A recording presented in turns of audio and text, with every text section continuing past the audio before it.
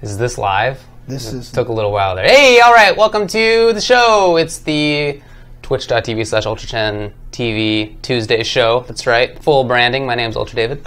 I'm James Chen. How's everybody going? Doing great, doing great. Not the busiest week of all time. Yeah. So there's not a ton in the way of news to report. We'll talk about tournament results. You can see part of that up there. FGC news, there is a little bit of it. But we're also going to be talking about, you know, the news. I feel like that happened is more conversations. Actual happenings, right? So what we're going to talk about to begin with is this casuals versus money matches stuff. We're going to talk about news that came out today about some FGC commentators versus an eSports host. Right.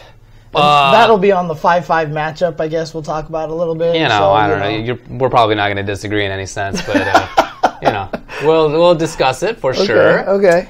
Or maybe we will. I don't know how it'd go. Okay. Then we'll talk about some other news and so forth. But because there's not a lot to talk about, it may be that we're just going to devolve into a question and answer session at the end. I mean, we do that every once in a while. We do. And actually, I think people actually like it. So it's fun. It's actually kind of fun. So, yeah, we'll see what happens. So. Indeed. Yeah. All right. But in any case, let us begin. I mean, it's interesting because it hasn't really been... Like, for the most years, it hasn't really been slow after EVO, but I feel like in this particular case, like, it feels a little slow after EVO, you know? I mean, it's been a week. Is it? No, a week and right. a week and 2 days. Jeez, you're right. So okay. give it a little bit of time. It's not, I mean, majors start up again pretty soon. Just in the next couple of weeks, there's Celtic Throwdown and then First Attack. First Attack, yeah, exactly. So things are starting up, Summer Jam. Okay. In any case, let's talk about this first subject.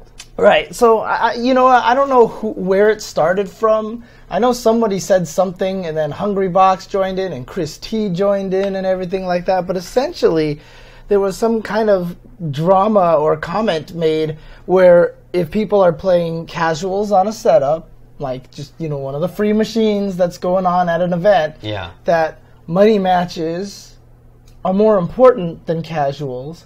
So if people want to do money matches, the people playing casuals should give up their spot and let the guys play the money matches. Yeah. The way that I saw this at first was by Brent talking about it. That may not have been the first beginning of it. I'm not sure, but the way that I saw him phrase it, the way that I saw Chris phrase it, seemed to me as though it was maybe a harder core position than maybe they intended to take. You know, it's not always the easiest to write and discuss on Twitter, as you've experienced as well. I also have experience. So I'm not going to blow them up too much, I think. But certainly the way they came off was that people who are there for just casuals are sort of less important than people who are there for money matches. Or that the casuals are less important than the money matches themselves, maybe is the better way to put it. And that the casuals folks should allow the money matchers to take over instead. It kind of expanded beyond that, because then Hungrybox was the one that tweeted out, he was like, money matches and casuals, whatever. But if pro players need the machines for hand warmers, then I hope you would definitely give up the machine for that. He also phrased it as not being top player privilege, it's just the job. Right.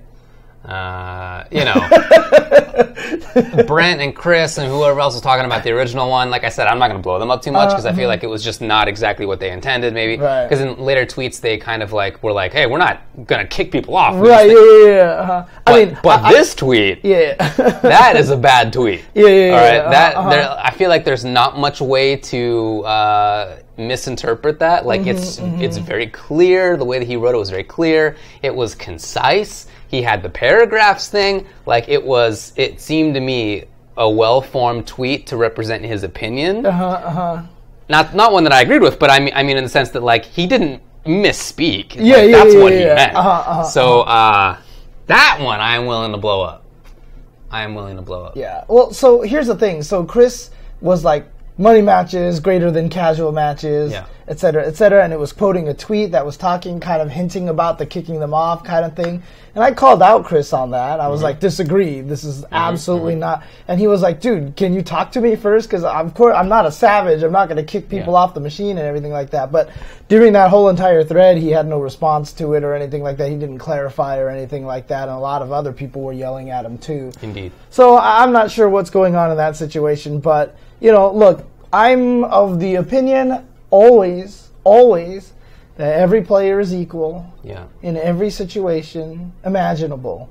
As long as you pay your entry fee, you are the same as Hungrybox, you're the same as Daigo, you're the same as, you know, mid-level player, you're the same as first-time tournament goer. As long as you pay your entry fee, you're the exact same person. You don't get any, shout-outs, thank you to Totonaka, but you don't get any extra, you know, preference on machines.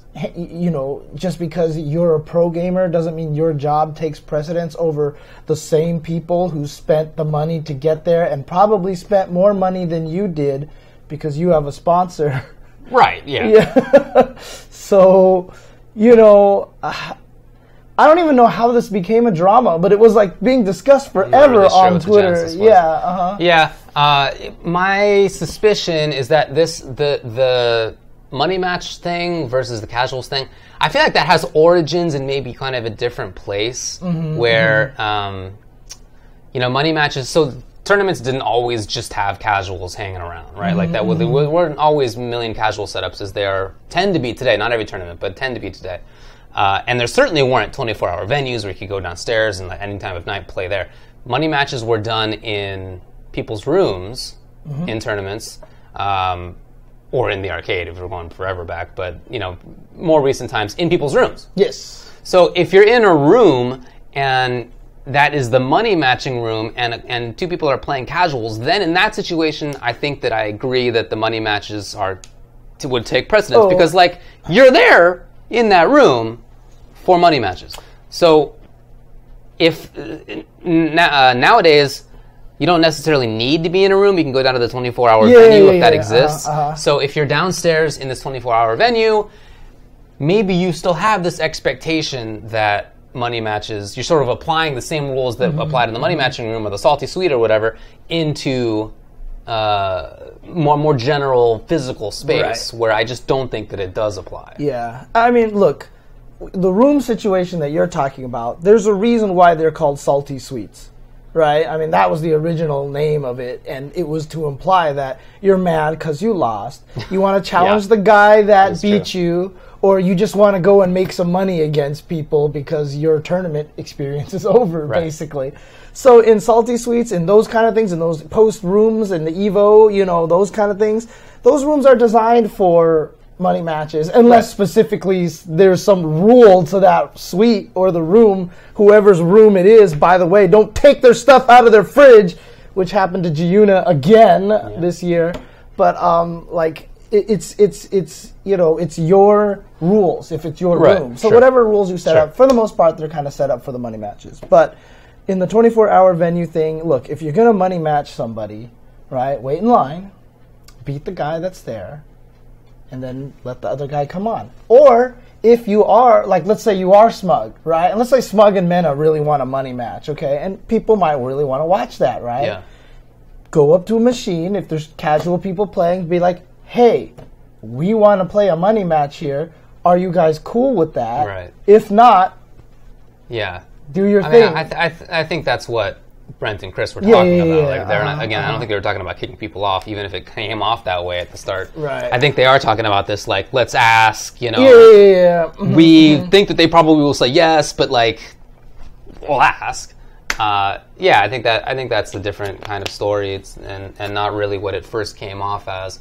But, you know, for many players, money matches historically have been a better source of revenue than tournaments. Yes. Right? So, I mean, even nowadays, it tends to be only top 8 pays out, and the real money is only in top 3, right? So, that's almost nobody in terms of who entered the tournament. So, other players will, in fact, tend to come off of a weekend above what they spent because of money matches. Yep. Mm-hmm. So it actually does. It serves like an important revenue source, I guess. So if that is one of your revenue sources, then I guess that it makes sense to me that you would consider it as being more important because, like, you're trying to actually make cash.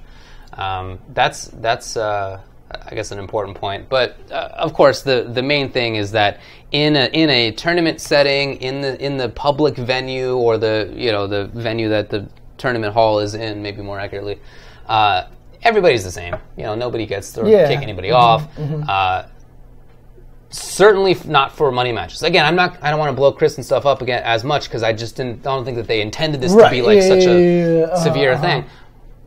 But for sure, I'll blow up Hungrybox. I think because that's both. So both, I think he's more serious about it, and also I think his position is a lot worse. Well, here's the thing: if he even says that he should get the casual match for hand warmers because it's his job, that's even worse. Because if it's his job, then he should take matters into his own hands. Correct. That's not a question. And again, it's not that we're not trying to cause drama. Obviously, I'm a big Hungrybox fan. I want him to win. He's my favorite player to watch. Yeah, the rest of it is I a want him story, to win all the time. Every time I see him, I'm like, hey, what's up? He's cool. But like, no, this is Galaxy bad take kind of thing. You know what I mean? Like, I don't agree with that because if it is your job, then okay, look. The one thing about Melee players I will give them credit for is that it's not that easy to go around with your own CRT to practice and everything like that. But, if that is your professional job, then maybe that's something your sponsor really just has to look into, Remember this actually may not have been with you, I forget now, but there was one time, it may have been with Sejan, where we saw Leffen after the tournament was over. It was the day after, and he was like waiting for to go to his flight, and he was in the lobby, and he had one of those setups that with like a little folding box, right? And he just opened it up, and there's a system in there, and he was grinding on it. He was playing. I think he was playing Marvel 3 actually. Okay, yeah. Maybe it was Marvel Infinite. It was something like that. But he has that for sure. Right. It's just it doesn't work for Melee. That's the problem, right? I'm not sure what the situation is for Melee. I'm not sure if he has some, obviously not the same system, but maybe some similar system. I don't know, but it got me to thinking that like at least some people involved have their own setup. I know PR Balrog always takes his own thing around. A lot of people bring those like games monitors or the new game setups, or the Hori monitor. There's a new Hori one as well, right? So yeah, definitely a lot of people bring that around. I've been thinking about getting one of those and bringing it around as well, so I can hook up my BB tag to it and stuff like that. we got the games monitor. Oh, that's right. I just haven't been taking it around because we haven't been playing, but I can definitely just do that. Yeah, okay, because it'd just be cool to have one in the room, but I just don't know how. Actually, because we get one check-in for free and stuff like that. American Airlines grinding with flights. Exactly. So, there's such thing as small CRTs. So, so Hungrybox is paid to advertise the lagless GameCube adapter, I guess. So he can do that as well if he wants to. So there's options. And so if it is your job and you are a professional, you cannot rely on the venue for that kind of thing, especially if because the thing about it is, if the venue specifically states we're going to have stations for hand warmers because we're a Smash event and we know that this is a thing and we have God culture and we love you guys and you guys are pretty much, we worship the ground you walk on, stuff like that, sure. But if the event doesn't say anything about that, and it's a casual station, then it's a casual station. That's it. That's just all it is. Agreed. And in that tweet, he even alluded to the fact that some tournaments will have stages, setups in the back where you can practice. And he was like, what if those are full? In that case, then I need to commandeer a casual setup. This is something that I do think that the Smash scene deals with differently than the rest of the FGC, just due to the roots and a little bit different take on how they deal with some players. Yeah. So I get that there's a little bit of a difference there, but I don't want that to become stronger than it already is. Yeah. It doesn't seem like a good idea, and it's not like. I didn't see a lot of people agreeing with him. Let me put it that way. Like even Smash players. That's what I was going to say. It doesn't seem like that many people agree with him.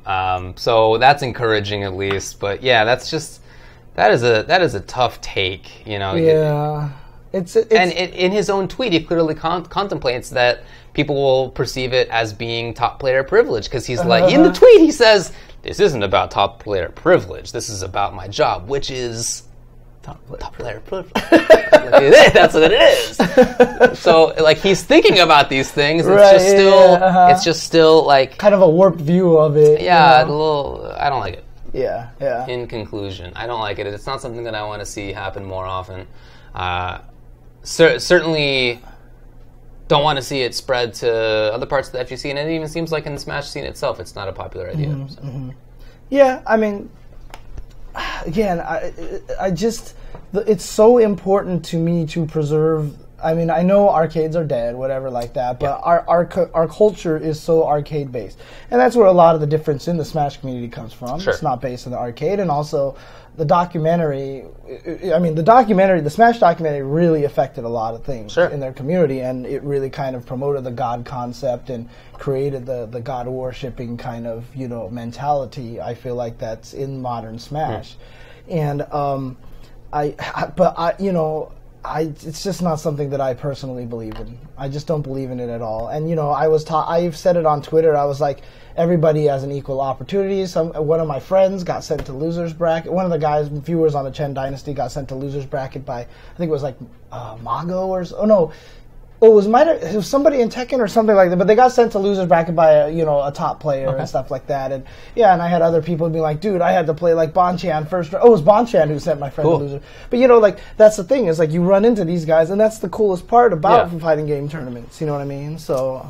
And again, the arcade culture is not necessarily, I'm promoting the beat up and be mean to everybody, because that's also a misnomer too, because a lot of the arcade culture wasn't that. Well, for sure. But the arcade culture was about face to face. Indeed. And everybody who put up a quarter had a chance to play. And so now that version of the quarter is the entry fee. If you paid to enter, you can sit at a casual. If you paid venue fee, you can play the casual machines. Doesn't matter. So sounds right to me. I definitely want to maintain that stuff as well. I always think back to the first time I went to a major eSports event, which was way back in 2011, I think. I went to the now defunct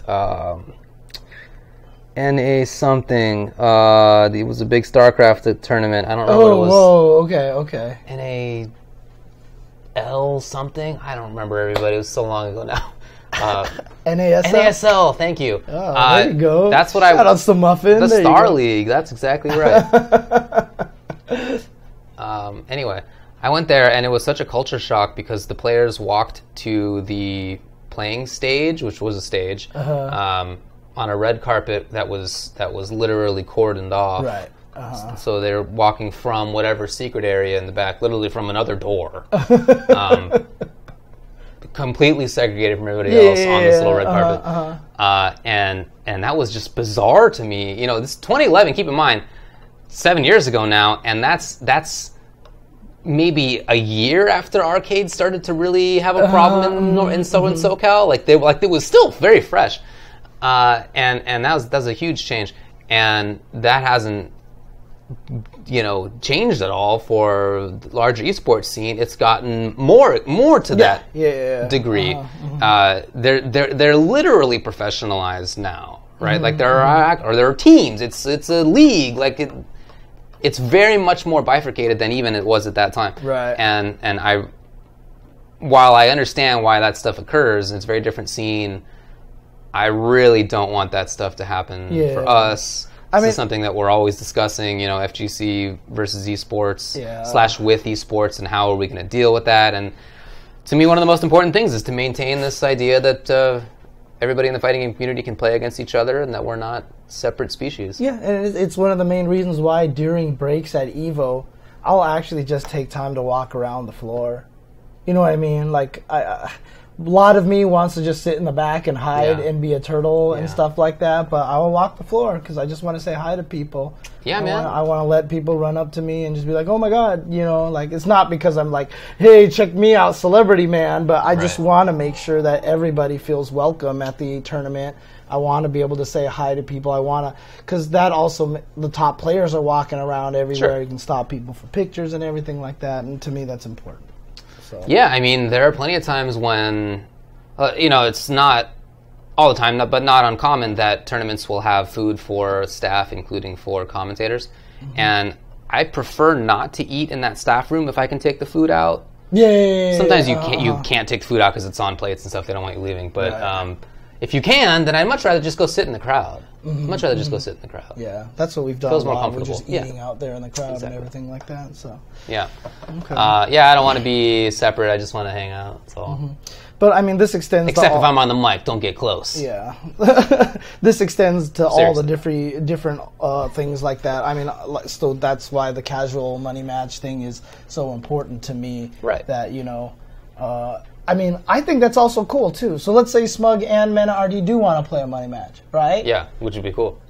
Which would be cool, but if to do so, Smug had to wait in line and beat you off the machine. That would be sick. What if you could prevent him from playing against Mena? Right? Dude, I mean, that's that'd be a story, right? That would be sick, and I think that would be funny. I think that's honestly, I think that's the best way to do it. You know what I mean? Cool. And you'd get an opportunity to play Smug. Right. I mean, I think that's cool. So yeah, there you go. For sure, man. Yeah. Anyway, all right. The Hungry Box tweet.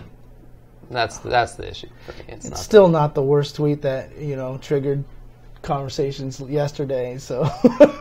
Wait, what happened yesterday? Was it today? Oh, it was today. That was today. That was today. Yeah, that's right. That was definitely today. Okay. Yeah. More. I sympathize a bit for Hungry Box in some situations. Like for example, at SmashCon, he, I guess, had a flight arranged, and then the schedule was changed so that Melee may have interfered with his flight, so he was looking at his watch to see what the time was, and people thought he was bored or disrespecting the event or whatever. And there was a bit of a pushback on that. Everyone yelled at him for a completely different reason. For that, yeah. He gets yelled at a lot, and not for very good reasons some of the time. So I definitely I sympathize with that. That I don't want that. Yeah. Of course. And it is tough because, like I said, in the situation that Hungry Box is in, I'm sure, everything gets scrutinized, everything that he says, and, and such like that. So, yeah, it's frustrating. But at the same time, if you do put out a bad tweet, you just gotta hold that, right? You do gotta hold that. You gotta hold that. That's how it works. One thing about Twitter is that I feel like it's in some ways made me a better writer. Wait, so what's that? Say that again? I feel that Twitter has made me a better writer. Oh, okay. Because not only do you have to condense things, you have to sort of, you got to make it understandable while being small. You also have to make pretty darn sure that you're not opening yourself up to attack constantly. Right. And so you can't just tweet out whatever's in your brain. You gotta parse it a little bit. You gotta massage it a little bit so that it's not going to get you blown up. Dude, I still get people mad at me for the whole Uncensored episode where I said Street Fighter V is crucial to the FGC. Yeah. And in that episode, I say that it's not a good thing, that I wish it wasn't like that. Yeah. But, people still give me shit about that constantly. So. Well, I didn't say that works for everybody. I would say the president is a particularly different example where he can definitely just barf whatever comes out of his mind. And it's fine, and there's no consequences of any kind. That's a larger issue, right? But that's not something that I don't want to do that. Right, yeah. That's not my style. But, it's happening in our areas as well. Sure. Just from the hot takes from today. You want to just... Sure, yeah, we can talk about it. Cool. So, obviously, Thorin tweeted out something today defending... He called Alex Jones a G. A G? A G, which, in slang is gangsta, right? Yeah, I mean, that's the last person that's a G, right? Just absurd. It's just, oh God, and he's a CS:GO personality, analyst for CS:GO. He calls himself the eSports historian, and yeah, I know that makes you mad. 100% that makes you mad. And he has a show. He's a journalist. He won Journalist of the Year in 2017 for the eSports Industry Award. Journalist of the Year. Of the Year. Journalist. I need that Goichi face right now. Yeah. I need the Goichi. Anyway, so he had this terrible opinion in which he defended Alex Jones to at least some degree. That's in no way out of character. Oh, yeah. Very much in character for him. Somebody who has in the past used, or defended at least, homophobic stuff and racist stuff. Yeah, exactly. I mean, it's a long-term trend, and it's still around, of course. And I, at this point, don't know why he would not be around. Like, I don't know what could happen to make him not be around anymore. Yeah, the toughest thing about that whole entire thing is that there aren't going to be any consequences for him. Probably not. There's not going to be any consequences for him. It's just going to go, and sure, it's an opinion, so maybe it shouldn't have consequences. But I mean, it's a galactically bad opinion, and in fact, for someone with as many followers as he does, you go look in the replies, and it's like 99% people like, what the hell are you doing? In that case, at least, yeah. This one today was particularly bad. Like, not many people like Alex Jones. The people who like him are rabid fans, but most of the rest of us think he's a butthole. Yeah. So, he, in saying that, like, I'm okay with not wanting to be involved with somebody whose opinions I find abhorrent. Yeah, I think that's totally legit and defendable. Yeah, and he literally shit on the FGC to us, I think we've told that story. I think so. But yeah, he was basically talking shit about the FGC directly to us, Yeah. So. Well, what is... indirectly as possible. Right, so. That is to say that at ESL was last year? Brooklyn Beatdown, We were in the talent room. Okay, so here's the full story, because I don't remember if we told it or not, but we got makeup on, which you do, right? And then we did our stuff on stream. We were done. We went back to the same room where we got our makeup put on and to get it off. It had now been converted into the CSGO talent room rather than, I don't think it was even called the FGC talent room, by the way. I think it was just where we got our makeup done. Yeah, it's just the talent room. But now it's the CSGO talent room. So we're in there, and Thorin's in there, and we're waiting for our makeup to become to be taken off. Somebody else is getting it done already, and we're just in there trying to talk with each other and whatnot. Right. And all of a sudden, the CS comes on to the stream to the monitor onto the monitor, which we're watching. And he yells, well, not yells, but he says loudly to everybody, "Hey, everybody, real eSports is on." Right? And, obviously implying that the fighting games which had been on before were not real eSports. And then Sajam... I'm a little okay with that, historically speaking, but he's trying to be a butt, obviously. Yeah, and then Sajam says something, and he, kind of jokes back to him. Sajam tried to... I forget what he said, but Sajam, I think, either didn't at first think that Thorin was being a jerk, or did, but wanted to kind of play it off. Right. So he kind of made some kind of biting comment back at him. Yeah. And then immediately Thorin goes to the phone. Right. He's on his phone, and the rest of us are just talking loudly. And sure enough, he's mysteriously texting someone, and then a lady walks in the room, and he's like, "All right, you guys can't be here. You have to leave the room." We have not even finished taking off our... Not everybody has finished taking makeup off. I think most of us had, but a couple of people... you hadn't yet. But literally, the person was like, "You have to leave. This is the talent room." Right. And we were like... The Counter-Strike talent room. And we were like, we got our makeup... We're just waiting to get our makeup off. We just commentated and whatever. She's like, "Nope, you have to leave." Yeah. You have to leave. And this I do remember Sajam actually said to Thor, it's like, "Oh, really? It's like that?" Or, something to that degree. Sajam had noticed that he was texting somebody and thought that it was related to this woman who came in. Wasn't obvious to me at all, and we discussed it later, and we decided that he probably had basically sicked some lady on us to get us out of there, rather than saying to us that we should leave. So I was like, "No, I'm just waiting for my makeup. I'm not going to leave. It's absurd." Because the thing is, I didn't make any connections at all, and to be honest with you, I had no idea who that guy was. I didn't even know that was Thorin. For sure, man. I did, but I get it. Who the fuck cares? I don't care, right? Sure. So, I didn't make any connections because I was just sitting there having fun, right? Yeah. So it's a crazy thing nobody expects it. So I stayed in the room until my makeup got taken off, and I think somebody had gone outside, and I came back out, and then I came outside after it was off, and I was like, "All right, your turn," and they went in. Dude. But that was the story. So he kicked us out without him actually kicking us out. After talking shit That's about it. That's our suspicion anyway. Seems likely. After talking shit about it. Because after Sajam made that comment, Sajam distinctly said that Thorin would not make eye contact with him after. He was just, not paying attention kind of thing. Good on Steven for noticing that, man. I didn't... At the time, like you said, would not have thought to connect this guy texting to some lady coming in. Right. So. But, you know, regardless, this guy is full of colossal bad he's takes. a butthole. Yeah, nobody likes him. After that, even CSGO people say that, right? After that occurred, we were complaining to the ESL staff. This is absurd. You know, come on, guys. We're just trying to do our jobs.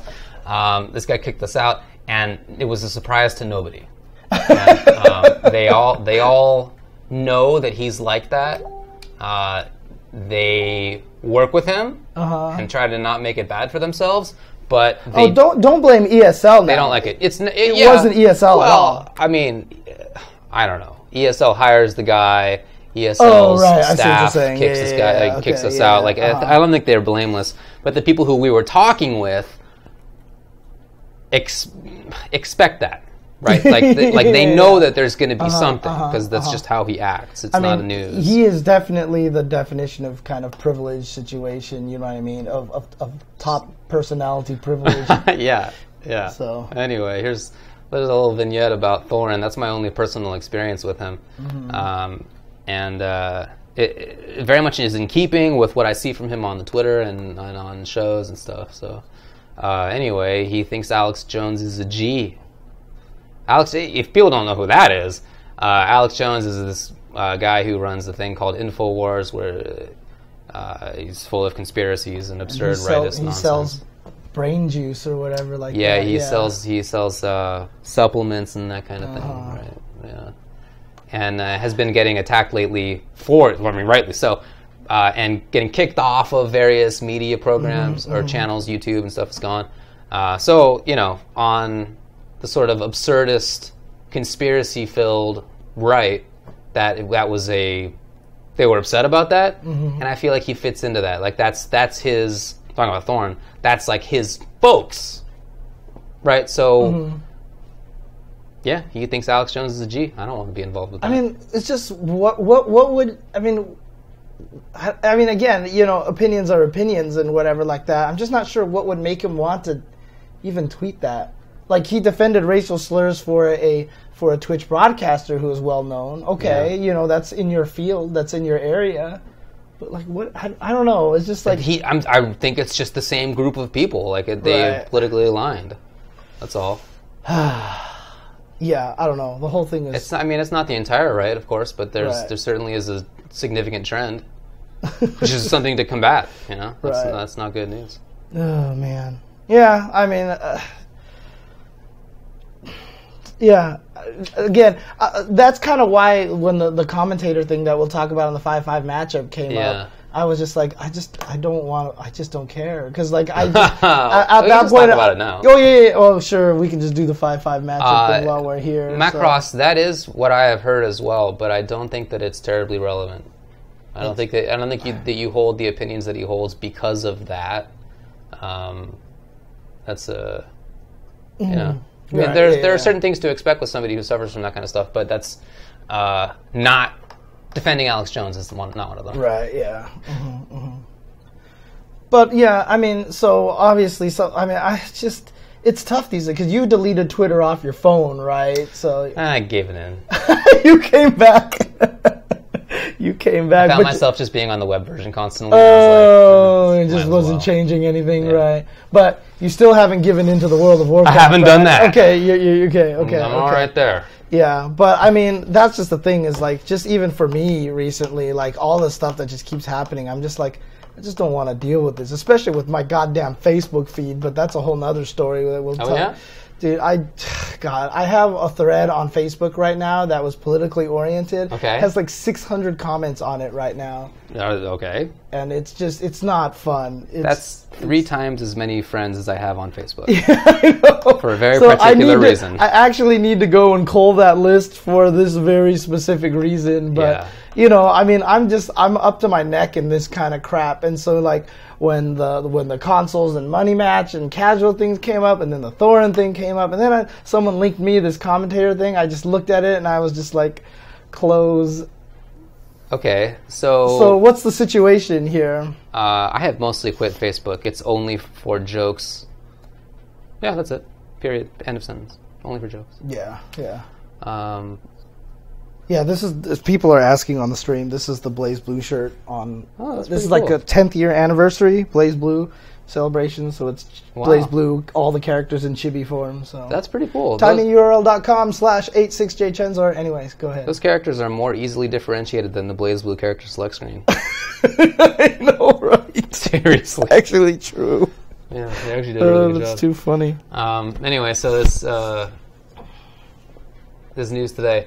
Apparently, some of the UK Street Fighter V commentators were scheduled to work with host James Banks, who has been doing eSports stuff for many, many years. And this was at VS Fighting. And he would be on an analyst desk. And they, amongst themselves, I guess, on a WhatsApp chat, were chatting about how, he probably wouldn't even know what X or Y is in the game. Right, in fighting games. Yeah. But like joking about how he wouldn't know what the things in fighting games are because he doesn't know them that well. And joking that, or saying that they would blow him up on the air, which they did not do. Right. So, that, I feel like that's it. Like that's an encapsulation of it. I don't think it's more than that. Right. James, so I read a thing by James Banks where you put on Twitter today. In which he said that he actually does have a history in the FGC. He got second place one time at a Virtua Fighter tournament back in the day. So he's got some origins. That's hella legit. Sure, that's legit. But I feel like that's like me saying that in 2001 I was grinding Brood War a lot, and then when Warcraft 3 came out, I played the crap out of that game, and I can't really use those in any sense to be like a StarCraft commentator now, because that's forever ago. I was never that great. I wasn't bad. I think I was like above average, but I wasn't great for sure. And that was, in any case, so long ago and a different game that it's just like not terribly relevant. So if he has a little bit of history, that's something I didn't know, but I still don't think that it's very relevant to today, where I think he's perceived, I feel rightly, as not being in the FGC, part of the FGC. And so, but I mean, he's just the host, right? He's the host, yeah. So I don't think it really matters as much, for that kind of a role. Sure, right. So the larger context is that, as Logan said when he was invited onto Best of 5 earlier today, which I watched, he said that the context is that the UK, the EU Street Fighter guys are getting paid less than they previously were. And that, along with that, the production company has decided to do an analyst desk in addition to things, which means that the money's being spread a little bit more thinly. Right. So they're kind of trying to get like a more esportsy production without really having the budget for that, and that has made them frustrated. Right. Which, I get. Like I don't want to. I don't think it's particularly, obviously, it's not nice to rip on somebody in the way that they did, but I don't think it's that big of a deal, especially if they didn't actually act on it. And I also think it's at least a little bit understandable in that context. I didn't watch enough of it to know whether he did a good job, but I mean, I've heard of him before, and I've seen him before, and I feel like he has been fine in those contexts, so he probably did fine. It's just, he's not in the FGC, right? Like Logan has been a radio host for many years. Right. The other guys who do Street Fighter commentary there, some of them have acting experience, some of them have other hosting experience of actual TV shows. So from their perspective, I guess I understand why you would think, why is this outside host being brought in? I can be a host anyway. I mean, what's interesting to me is like, how did this? There was an article, right, on a website that had it posted or something like that, and apparently Richard Lewis had something to do with that or something like that. Did he tweet it out, or did he? Because I know he writes for that website or something like that. I think that's the extent of it. I think it's that he writes for the same website, but behind the scenes, I don't know. Yeah, I don't know because I saw that there was like someone linked me something of a tweet from Richard Lewis that was deleted. So I have no idea what it said in that. Is it deleted or are you blocked? That's a great question, actually. That is a great. Are you gonna check right now? Check. Oh man, that's very funny. Because I feel like if I am blocked, then I've done something right. Okay, this is a badge for you. Yeah, exactly. If I'm not blocked, I might actually be kind of sad about this. So that's funny, dude. That's funny. Face, look, dude. I don't think it's very nice to have done. You're not. Oh, you got to step it up, dude. Okay. I don't think it's very nice to have done the things that they did. They said the things that they did, but the fact that they didn't act on them and that the broadcast, from what I could tell, seemed fine. Yeah. It seems like this is not like a big deal. Mm-hmm. I don't support blowing somebody up on the air. I mean, I worked with Richard Lewis on E-League, and I guess I blew him up at the beginning of it. But that was, to be fair, scripted. A joke that I told in rehearsal, and he thought was funny. Right. And he was like, "You should say it on the air." And I was like, "Okay, I will." Right. So I did. But other than that, like, even though I know he's no expert in Street Fighter or in Injustice, I guess, that's fine. Like, we'll work together. Right. In that context. So as long as you're not going to blow somebody up on the air, cool. Don't ruin the stream. Yeah. But if you're joking around to each other, I think that's a different story. Yeah, I mean, there's been times at like small streams or like weeklies or whatever like that, you get paired up with a commentator who might not know the game because that, like, Wednesday night fights, it's late at night, everybody's gone, there's only like a few people left, and obviously this person doesn't know the game or whatever like that, But, in those kind of situations, you don't test the guy. You work with him. You hope that they ask questions, and that actually can be a valuable role. Sometimes when I do commentary on a game that I'm not as familiar with, like there was a time we did, I think it was like Injustice at UMACon, like years and years and years ago. I was specifically intentionally asking you questions, right, about like what Sinestro was doing and stuff like that, specifically so that people in the stream who might be wondering the same thing could get answers as well. So if I'm in that position, I will utilize the lack of knowledge. And so sometimes that can be valuable, in a way. I agree. And I think an example of that is if you look at Malik for E-League. Right. E-League. Okay. He does Overwatch too, but for E-League, where he plays Street Fighter, he plays Tekken. He has been doing both for quite a while. Mm-hmm. I think he has roots in Smash even. Like, he's been around the FGC. Nice. But he nevertheless asked the analyst stuff. Like, he asked the commentators things because he doesn't hold himself out as an expert, even though he has some grounding. Right, he's not trying to hold himself out as being an expert. So right. I think that's like a really good way to do it, because you bring in people that way who may be wondering the same questions. They get things like that. For sure, that makes sense to me. But obviously, I mean, if this whole conversation was motivated by the fact that they're getting paid less than the previous year, and it seems like the production is concentrating on different areas that are outside of FGC, although I'll make the joke, I'll blow up for him. But even though Logan says he's not FGC, so he's outside FGC as well. But that's the whole thing, is like, I can understand a little bit of the frustration. You know what I mean? Same. So, there you go. So makes sense. Okay. Well. Malik is legit. Yeah, Malik does a good job. So, dude. It's a weird situation right now. It's frustrating because I made the jump 2 years ago, like, okay, I got laid off from my job, let's do this full time and everything.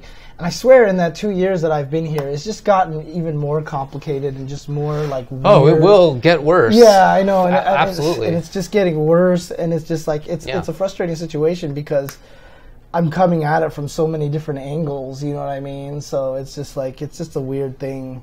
Yeah, man. I mean, it's a new industry that has a sudden influx of money, and it's comprised of different people coming at it from all sorts of different directions, different game communities, not game communities at all. Like, it's very, very weird little thing going on. Does this always happen on Tuesday? It's so weird. Really feels like it. That said, though, I also recall things where people are like, why didn't you wait until Tuesday? Or is it Tuesday already? Right. Like, I don't know. And that's a really good question, Legend. I don't know why there is not a commentators union. I kind of feel like there needs to be one. Remember a couple of years ago, something that I tossed around. Something that I tossed around. Sure. It never really worked out. It's difficult to set up. I mean, it's not easy to coordinate with people. People feel like they don't want to talk about money because it's a private thing. Hello. With other people, they don't want to be sort of they don't want their rates to be negotiated by other people for fear that they may be getting a worse rate or a worse cut or something. So it's hard to make work. It's something that I'd like to go back to at some point and see if we can actually make it happen, because I think it would be valuable for all of us. But we haven't done Shadow Boy, 25 months in a row, dude. Dang. 25 months in a row sub. So he actually has one of the gold badges on right now, because that's even more than 2 years now. That is indeed. So shout outs. Indeed. What's crazy to me is that it's still crazy to me that we've been doing this show for over 6 years. It's the 7th year. It's weird. Shout outs to Senor Roboto. Senor El Roboto. El Roboto. Okay. Yeah. Sorry, I can't read. Yeah, it's going to be a while. If you look, I think it's a good analogy there, Doc Wiley, mentioning how studios used to be in early days of movies. They were very predatory. They controlled their actors an incredible degree. It's not just that. Think about how sports began. It's very similar sorts of things with very predatory stuff. So right, but I mean, even in Hollywood, it even extends to the whole Me Too movement and stuff like that. Right? They have a lot of problems still. Yeah, predatory in many ways. Sure, they have a lot of problems still. Yeah. So I don't think that it's reasonable to expect for us as a new industry, new entertainment kind of thing, for sure. So, but that said, with the last 100 years of mass entertainment, I feel like we at least can learn some lessons from how things went previously. So hopefully we can avoid at least falling into some of the worst stuff. But you never we know. Actually have the information. We have the history. Those who don't know history are doomed to repeat it. Yeah. But you know what? It just feels like history is just doomed to be repeated. Sometimes it does feel it is the whole allure. Money changes a lot of things. Sure. as soon as it becomes that kind of a situation. So yeah. In any case, I, without saying that I approve of the jokes that they were making to each other, I get the feelings that led to that. And from James Banks's perspective, maybe say from the host perspective, I would rather have somebody from the FGC play that role for FGC broadcasts. Right. So it's not the case that I want to kick, in any explicit sense, kick James Banks, etc., out of doing FGC stuff. I don't want to actively deny them gigs out of any sort of animus towards them. Right. Yeah. It's more that I want people who are in the scene and have been in the scene to be on the come up. Right. That's something that we've talked about oftentimes, and it extends not just to commentating and hosting, but to running tournaments and to operating streams and to just sort of game development, all the things we want FGC involved with the FGC stuff, and I want more of that. And that's why I love what Tenno and Seglia have been doing. I mean, at Evo, I saw him right before we did the Street Fighter V commentary, and I just said to him, I was like, honestly, you probably don't hear this enough, but I was just like, thank you for all the stuff you're doing, because there's some people who are working the Evo show who, I've seen posts on Facebook about how they're not sure what they're doing, and now they're working for Tenno, you know what I mean? And he's always grabbing people from the fighting game community to continue to help. And that's we're so fortunate and lucky to have found a guy with that kind of principles to be one of the major players in the scene, you know what I mean? That's right. So SOCOM 2 player, Chris Seglia. Yeah, but he got dragged into the whole thing. It's kind of ironic, really. Yeah. But he did, and he's been an extremely important part of the scene. Extremely important. That's right. We are the longest lasting FGC podcast, which is crazy. Not so many competitors, really. But the worst part about it is that I keep seeing, I just saw tweets today, people that'd be really cool if we had an FGC podcast. And I was like, really? Yeah, it's all good. I think that was from Brian F. I was like, really, Brian F? Really, Brian? Come on. You don't know what Chris Seg looks like. Well, I think he probably wants to keep it that way. Probably so. I was going to get into a whole description of him, but you're probably right. Yeah, he hates the limelight. He doesn't. In fact, anytime you thank him, his number one response will always be, "I don't do anything." That's his number one response to everything. It's just I'm like, good job. And he's like, I'm not doing anything. I'm just here, just watching everybody else do stuff. But, that's just the way it works. Not exactly. So. Yeah. Yep. Hey, this is a Street Fighter and NRS podcast, okay? Oh, man. Hey, dude, we've been playing lots of BB Tag. It's also an Arxis podcast, too. Yeah, that's true. Come on. Anyway, there you go. Yeah. Okay. Well, do you want to take a break? When we come back, we can do some tournament results and just talk about some fighting game news and everything like that. Oh, shout-outs to Evening Star. Yeah, Evening Star has definitely been watching for sure. Ultra Chen TV for years and years. One of our most loyal viewers. So, okay. Hey, all right. Let's take a break. Yes. And you know what? We should probably turn that air conditioner back on. It is getting warm. It's getting a little gnarly. Okay. All right. Be right back, guys. Dogface show. Oh God. Classic. I still need to upload all those. Dogface was at Evo. I saw pictures of Sanchez. Yeah, but I didn't see him myself this time. I missed him this year. I'm really sad about that. But we'll talk about it during the break. Okay. That hair was a foot tall. He looks like Jon Stewart. With the beard now, like the Jon Stewart with the beard. I don't think so. You know? Okay.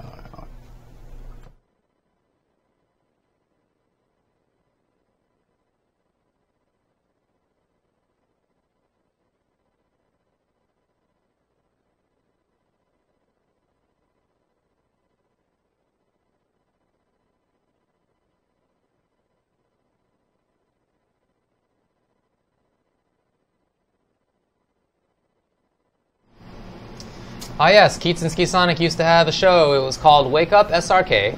Which was a brilliant name, by the way. Because they released it on Wednesday mornings. On Shoryuken.com. Indeed. So, it was beautiful. Yeah, man. Yeah, it was during Marvel 3 times, for sure. Mm-hmm. They kept it up for a few years. It was a while.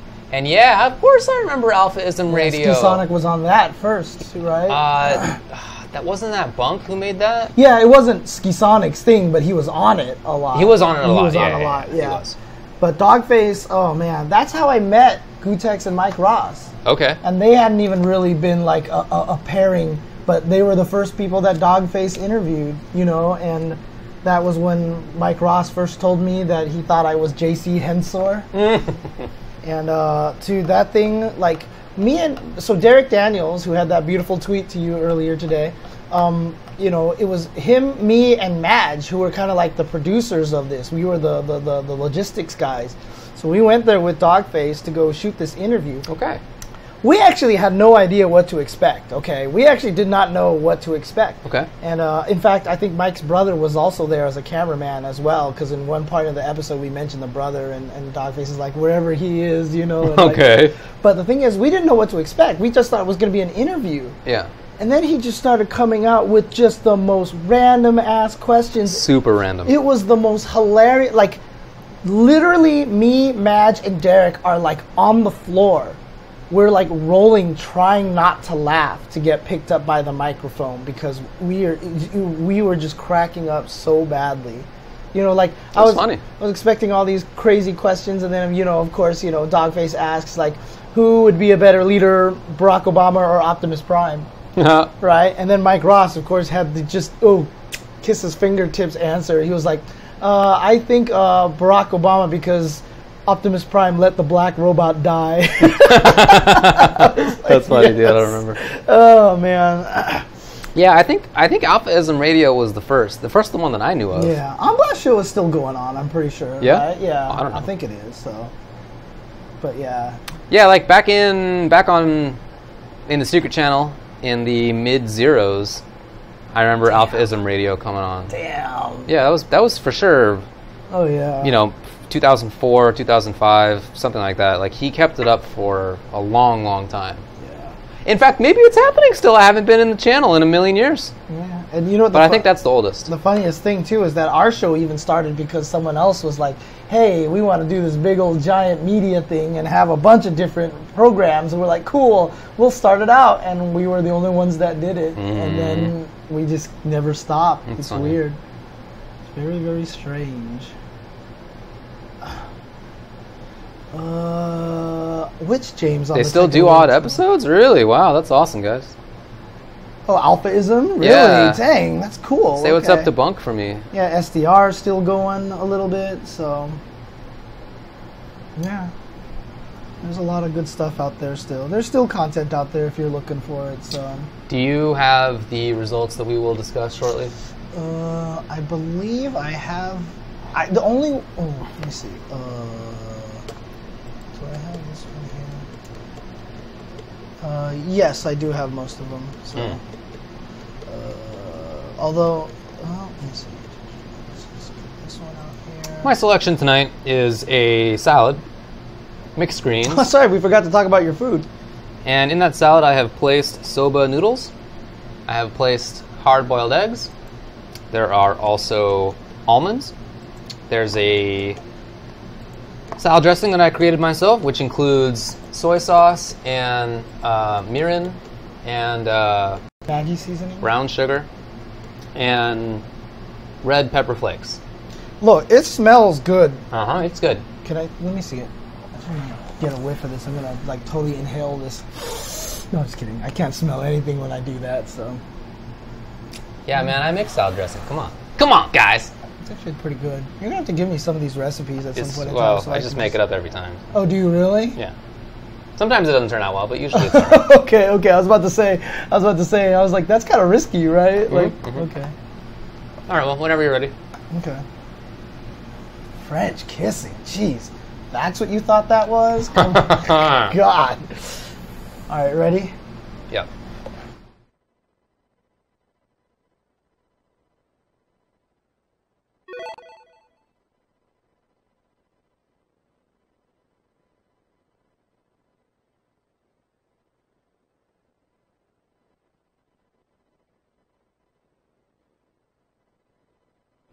Alrighty, welcome back to the show. Shout outs to Lost Woods for the sub. Correct. This is my salad I've created for tonight.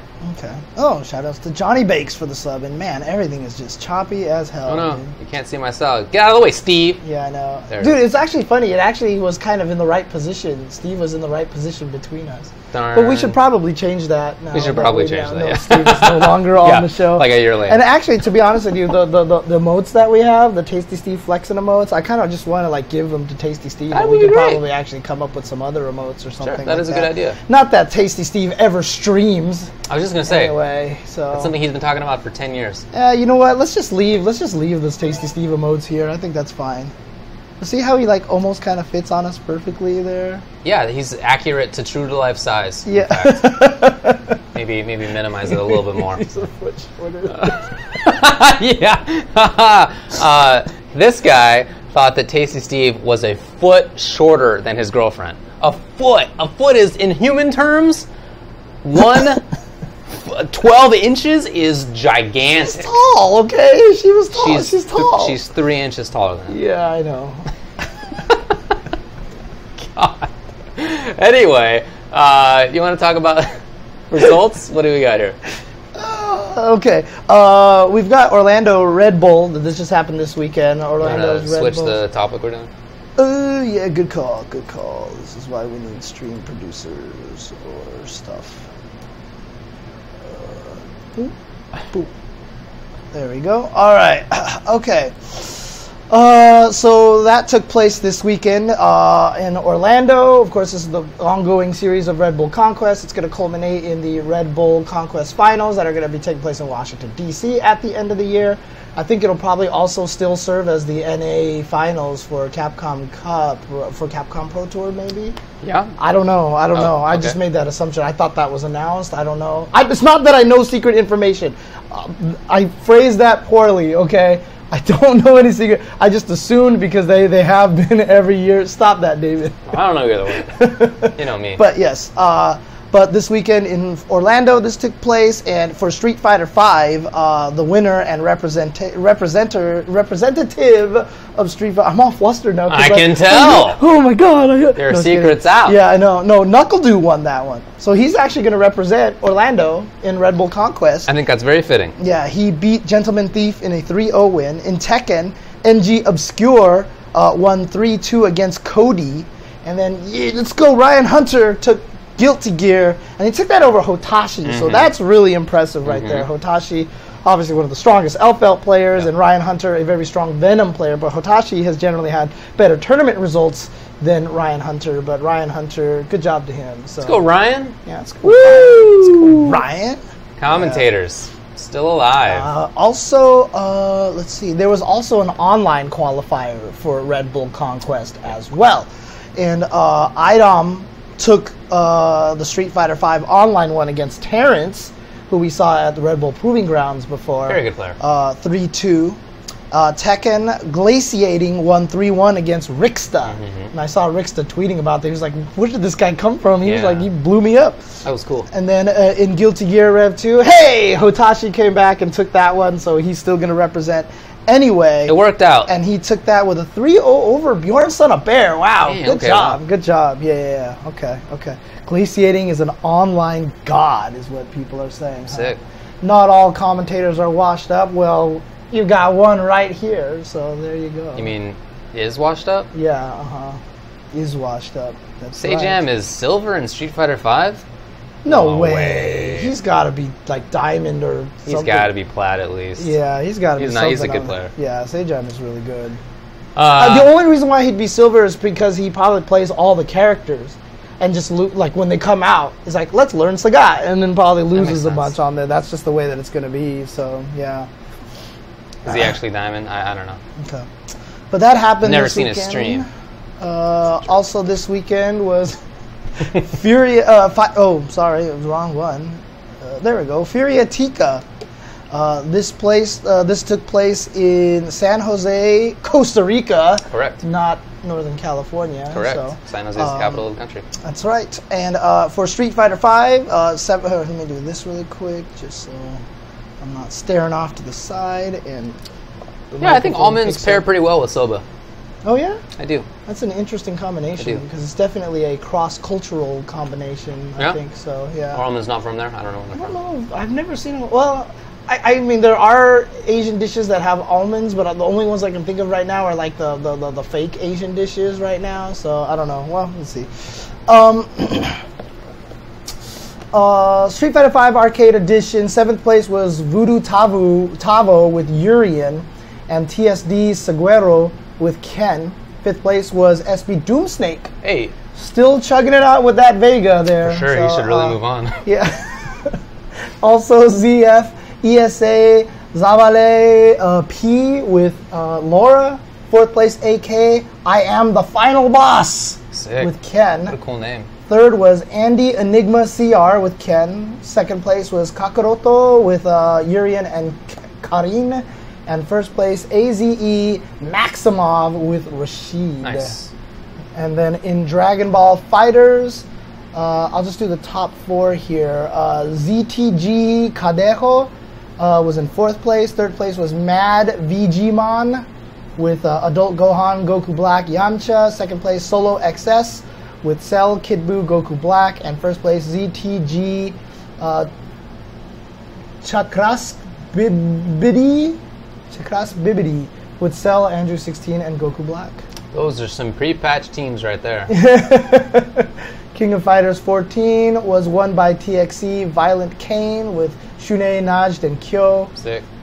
Tekken 7, 4th place was CM Alberts. 3rd place was TCCR Vicious CRC with Dragunov. 2nd place was TCCR Mishima 507 with Fang. And 1st place, TAG Dodomeki with Kazumi. Guilty Gear Xrd Rev 2 results was what? Well, 4th place was TCCR Vicious CRC. Nice work. 3rd place was Abel Crew. Yeah. Abel Crew with Leo. I really need to get new glasses, but I need to get glasses now. So 2nd place was Glenn Barista with Sin. And 1st place was Potemkin Lenin with Potemkin. What a sick name, Potemkin Lenin. I love it. 1st place for Smash 4 was Yay with, or was that Yell?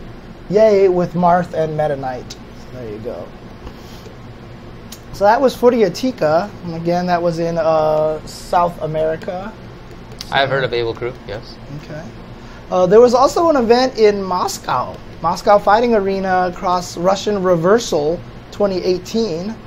They played some Tekken there. And this was on the Tekken Tour, I believe, right? Yes, this is part of the Tekken Tour. And let's see here. 7th place was Love Neat with Jack 7 and Ed942 with Eddie. 5th place was Soul with Fang.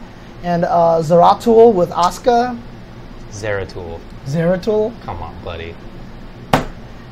Get up on your Blizzard lore, all right? Oh, it's a Blizzard thing. Okay. Sorry. I mean, I know that. Damn. That was impressive. Did I get that on me? No, you did not. Anyway, you did let's not. move on. Fourth place was Morton with Xiao Yu and Lucky Chloe. Third place, Seus with Eddie, Paul Law, and Dragunov. Second place, Forced with Katarina, Paul, and Eddie. And first place was R. Tekken's Toro with Akuma. I read, actually, I heard on Best 5 that he is one of the mods for R. Tekken. Oh, really? Oh, nice. Okay. That's pretty cool, man. Good job to him. Community member right there. Street Fighter V Arcade Edition was also played there. Calder with Balrog and Dead Petren with Jury in 7th place. JYY, Jai or G with Akuma, and Make Me Alive with Ryu. That's such a cool name. Especially for a Ryu player. Oh, yeah. Fourth place, Evgen Chocoman with Zangief and Dalsim. Ooh, the old classic Team Ultra David from Street Fighter 4? Zangief and nice. Dalsim. Wow. Okay, alright. I haven't seen that in a while. Third place was Gringo with Blanca. Second place, Duwaktik with Yuri and Sakura. And first place, Ras with Balrog. Nice, cool. Good job. Guilty Gear Xrd Rev 2 was also played there. Fourth place was Raven with Johnny. Gotta stop doing that, people. Third place was Martin with Kai Kisk. Second place is Ashimriat with Kum and Soul Bad Guy. First place, VDV King Rasta with Faust. That is definitely a name I have heard. Yeah, same. Injustice 2, fourth place, Serega 22096 with Supergirl and Black Adam. Third place was Alex Aix with 77 with Starfire. Second place, Ed Napier with Batman, and first place, Dubasic with Enchantress and Robin. I know. I saw him at Finality. He's a name I've seen before. But fifth place, Bambuka. Mm-hmm. Bambuka, if you recall, was the qualifier for ESL from Russia. Oh, is he the one? He is the one. That everyone suspected was... That everyone is pretty sure actually didn't do that. Right, okay. He just showed up and got busted. That was for E-League, right? Yeah, right. Yeah, okay. E-League. Okay. Yeah. So he basically qualified for an online tournament by winning an online tournament, and almost certainly his buddy was playing for him. Because he wasn't using any character that he normally uses, yeah. Well, he got fifth place Bambuka. Here, so, there you go, maybe. Maybe. Blaze Blue Cross Tag Battle was also played. Fourth place was Predoc with Ragnar the Blood Edge and Jin Kisaragi. Third place was Apples with Blake and Hyde, as well as Gordo and Hyde. I didn't know Hyde's last name was Kiddo. I've never seen that before. Yeah. Second place was Tsubasa Knight with Nu and Carmine. And first place, once again, VDV King Rasta with Yosuke and Jubei. Ooh, I need to go watch that. I need to go watch, see what he's doing with your boy. Yeah. I mean, he's weird, so he's definitely the weak link on that team. I just want to play him because he's a cat, and it just I think he'll be good. I think he's just one of those characters that takes a lot of work. The way that he works right now with Yuzu Riha, so I have Team Yuzube basically, and they are side switching maniacs. That's what I'm talking about. Right, and so that's why I think he's good. So here's a dirty mix-up that I have with Yuzu. Right, I'll sit there and do dash up 2B. Which is this really far-reaching low, and I'll cancel it into the teleport that goes behind you, and I'll call Jubei's little bouncing ball, and the bouncing ball goes there, so it side switches on you, and the bouncing ball's right there, and then I can switch back to Jubei.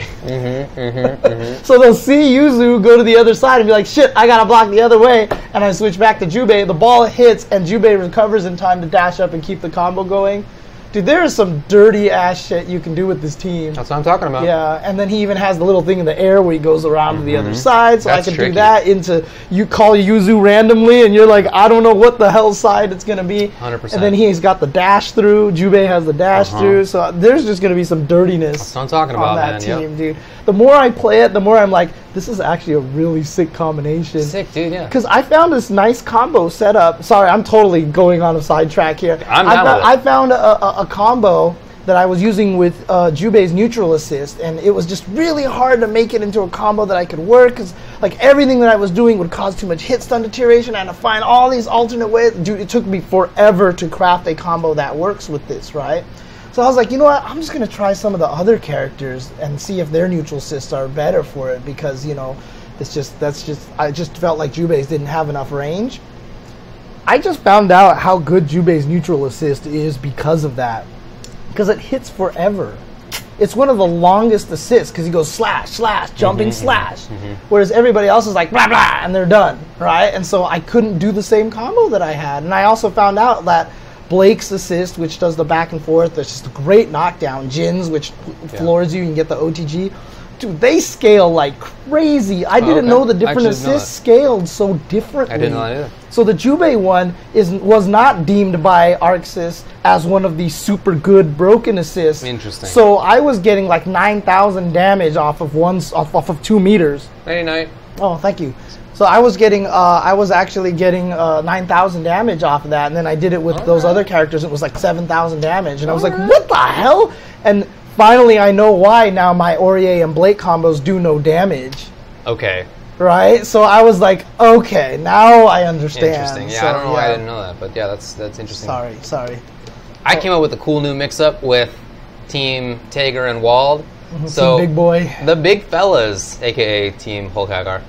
So I'm committed to that. Yeah. So you know how you can basically magnetize people in. So what I've been doing for a long time since the game started basically was just neutral jump B with Tager to suck them in plus Wald slashes, right? Just because I'm like trying to create frame advantage. But what if, as I'm falling from jump B, sometimes I switch into Wald? Oh, yeah. And so it's just like from mid-screen, they don't have any choice. They're just stuck. They have to be sucked in because that's how the game works. And I just create a 50-50 mix-up for no reason at all. It's pretty sick. Oh, man. That game is wild. Yeah, I mean, like I said, I'm only playing. My main team is Aurier Blake still, because I actually have found a lot of really nice mix-ups with that team, and I just haven't had a chance to go online and do it again. So, but I just really wanted to play Yuzu, and I wanted to do it with a character that I don't already play, so I don't pick up bad habits, you know. So, and then I just thought Jubei was cute because he's a cat, and I was like, you know, I have a reputation of playing cats in every game, so I just had to learn him. So, all right. Anyway, they also played Dragon Ball there over in Moscow. That's right. Mad and Cheerful got 4th place with assorted teams. Cool. 3rd place, Shikoda with Cell Gotenks and SS Vegeta. 2nd place, Phytoskin with Cell Goku Black and SS Vegeta. This is also a pre-patch kind of a tournament here. And the 1st place was Smile Ian with Adult Gohan, Goku Black, and SS Vegeta. This is like release Dragon Ball teams right here with Goku Black on the team. So that was in Moscow. So cool stuff there. There was also Fight Club NRW 9 that took place in Cologne, Germany this past weekend. It's really cool stuff. I mean, it actually makes me really happy to read results of tournaments in all these different areas. Russia, in Germany, and also in Costa Rica. So it's actually really, really cool. For sure. Was this in Cologne, you said? Yeah. Yeah, Cologne. So the results for this one, 7th place was Fnatic Shax with Laura. I always mess it up. Sorry to Fnatic. XL Hurricane with Abigail and Cammy. Woo! 5th place was XL Brian with Blanca and Manat. That's an interesting character combination right there. I like it. And NVD Momi with Cammy. 4th place was Fnatic Akainu with Guile. 3rd place, XL Infectious with Nakali. 2nd place, RB Luffy with Armika. And 1st place, NVD Phenom with Guile. Correct. He played Guile because he wants to show that he thinks that SF5 is easy. Yeah, basically, he kind of made a joke about that after being interviewed afterwards. So. Mission accomplished. He's also just one of the most talented players in the world, so take that for a grain of salt. Exactly. I watched some of that, though. That was good. They played did well. You? Oh, okay, cool, nice. Dragon Ball FighterZ was played there. 4th place was Alice.TV with Krillin, SS Goku, and Gotenks. Krillin. 3rd place was Mega X with Gotenks, Gohan, and Yamcha. Okay. 2nd place, Dai with Cell, Bardock, and SS Vegeta. Not getting weird anymore. That's a very standard team. 1st place was Dio Xerox with Bardock, Gotenks, and 16. I really want Xerox to be able to travel more. Yeah. I think he is super good. He's one of those guys that's just like super good at everything and really deserves to travel a lot more. So, and then King of Fighters 14 was also played there. 3rd place was H-Rod, 2nd place was Dio Sinjul, and 1st place was ELF Super Nilly. Cool. So there you go. All right, so some stuff occurred. Yeah, so those are some tournament results that happened over there. Nice. Over there on Earth. Which is cool. Various parts of Earth. Yeah, which is very, very cool. Glad to see the fighting game community going all over the place. You know? Scenes that have always had scenes, but I'm glad that we're like hearing about that. Yeah, and you know, honestly, that is the one thing that makes me happy about the Pro Tours, like Injustice Pro Tour, like the Tekken World Tour, and now the Arxis World Tour, Dragon Ball World Tour, obviously as well. But that, for me, the Arxis World Tour, I'm super happy about. So, by the way, just shameless plug, but hopefully I'll be able to talk. I'm going to be on Arc Live tomorrow again. Oh, nice. So hopefully we'll be able to talk a lot more about the Arxis tour. Nice, dude. I'm looking forward to that. Yeah. I'm super excited about that. So. Have you got the SmashCon results? Oh, the SmashCon results. I totally did not have the SmashCon results. I watched it. Oh, okay, cool. It was really fun, actually. There were some good matches and some funky results. Okay, let's do this here. Oh man, the 64 combo contest was so sick. Oh, they came out with crazy ideas. Oh, I've seen some stuff that they're like comboing off of piranha plants and like they throw star rods. Shells that are moving back and forth. It was crazy looking. It was really fun. Dude, I need to go watch that. But Melee, 7th places were here, let me do this really quick so I'm not looking to the side because it actually messes up the microphone here. Okay. Let's see here. 7th places were VGBC Rishi with Marth and DIG Lucky with Fox. DLG? Dignitas. DIG Lucky with Fox. Okay. 5th place was TNC Army with Ice Climbers and VBGC AMSA with Yoshi. 4th place CLG Pew Pew U with Marth.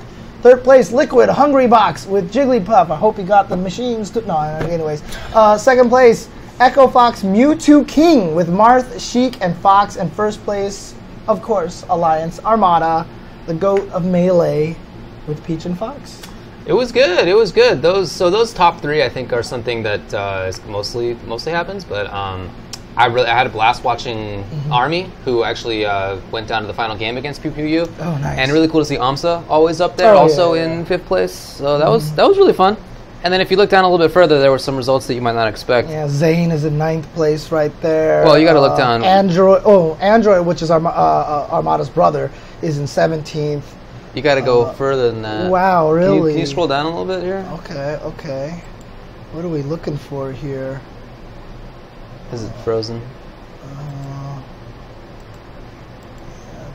Okay, there we go. Nintendo is in 33rd. SFAT 33rd as well. Keep going? Oh, not there. Anyway, Mango lost once and then dropped out and ended up at like some horrible spot. Okay. Leffen also won his pool and then quit because he said he was sick. So he couldn't play anymore, so that's fine. But I just thought it would have been funny to say, like, 64th place. Gotcha. You know. Yeah, I mean, it's a crazy thing. Like, some people, I saw someone on Twitter asking about that, why Smash players seem to drop out of things, like, quickly like that. And it's because, apparently, you know, the match histories, wins, losses affects their ranking and stuff like that. And so, like, if they're sick and they play a match and they play badly and they lose, they drop the rank. So they would, and, you know, crazy. And it's like, it is. It's wild that the rankings are so important, you know what I mean? And again, I appreciate the rankings and everything like that. I mean, but again, it just makes me think of like college football and stuff like that, and I'm not the biggest fan of that and everything. So, but very fun for the fans to debate, terrible for the players. Yeah. Smash 4, 7th place MSF Larry Lurr with Fox, and Liquid Salem with Bayonetta. 5th place, NRG Nairo with Zero Suit Samus. 5th place, EMG Mistake with Bayonetta and Zero Suit Samus. 4th place, PG Cosmos with Thorin. 3rd place, Tweak with Bayonetta, Cloud, and Diddy Kong. 2nd place, Sam Sora with Peach, Rosalina, and Luma. 1st place, Echo Fox MK Leo, who is basically the best player in the game right now, a lot of people say, with Marth, Cloud, and Bayonetta. But how much did he use Bayonetta, do you know? I didn't watch enough of it to know. He didn't go to EVO because he had the chicken pox. Yeah, he got sick. So Tweak also is one of the best, and I think he had flight issues or something like that, so he couldn't make it to EVO either. Okay. And Lima didn't play in this event, who won EVO. Right. So a little bit of turnover there. Okay. There was also Smash 64, which was won by PG Super Boom Fan. Smash Brothers Brawl was won by Energy Nairo with Meta Knight. Oh, I should say Superb Boom Man was Captain Falcon and Pikachu. Super Smash Brothers 4 doubles was won by Echo Fox, MK Leo, and PG Cosmos. Fine, yeah. Okay, so there you go. That was SmashCon this weekend. So. I played Brawl back in the day. I played Brawl in Tournament, in fact, when it first came out, and that did not last long. That was like a maybe 2-month-long experiment. Dude, I saw some footage of some stuff that you can do with Peach in the new Smash. Oh, I saw the same. She's recovering Ghost Phantom. Yeah, and the thing like just completely covered the recovery area, and I was like, oh, I'm so happy about that. That is cool. Yeah, so I mean, for her and Ness, obviously they have clear weaknesses. I remember when Ness came out in Smash 4, he was like top 5 for the longest time at the very start, and he just got weaker and weaker and weaker, especially because characters like Rosalina and Luma just destroy him because when he tries to recover, they're just they just suck it away, and he's like, and he falls to his death. Yeah, and same thing with Villager.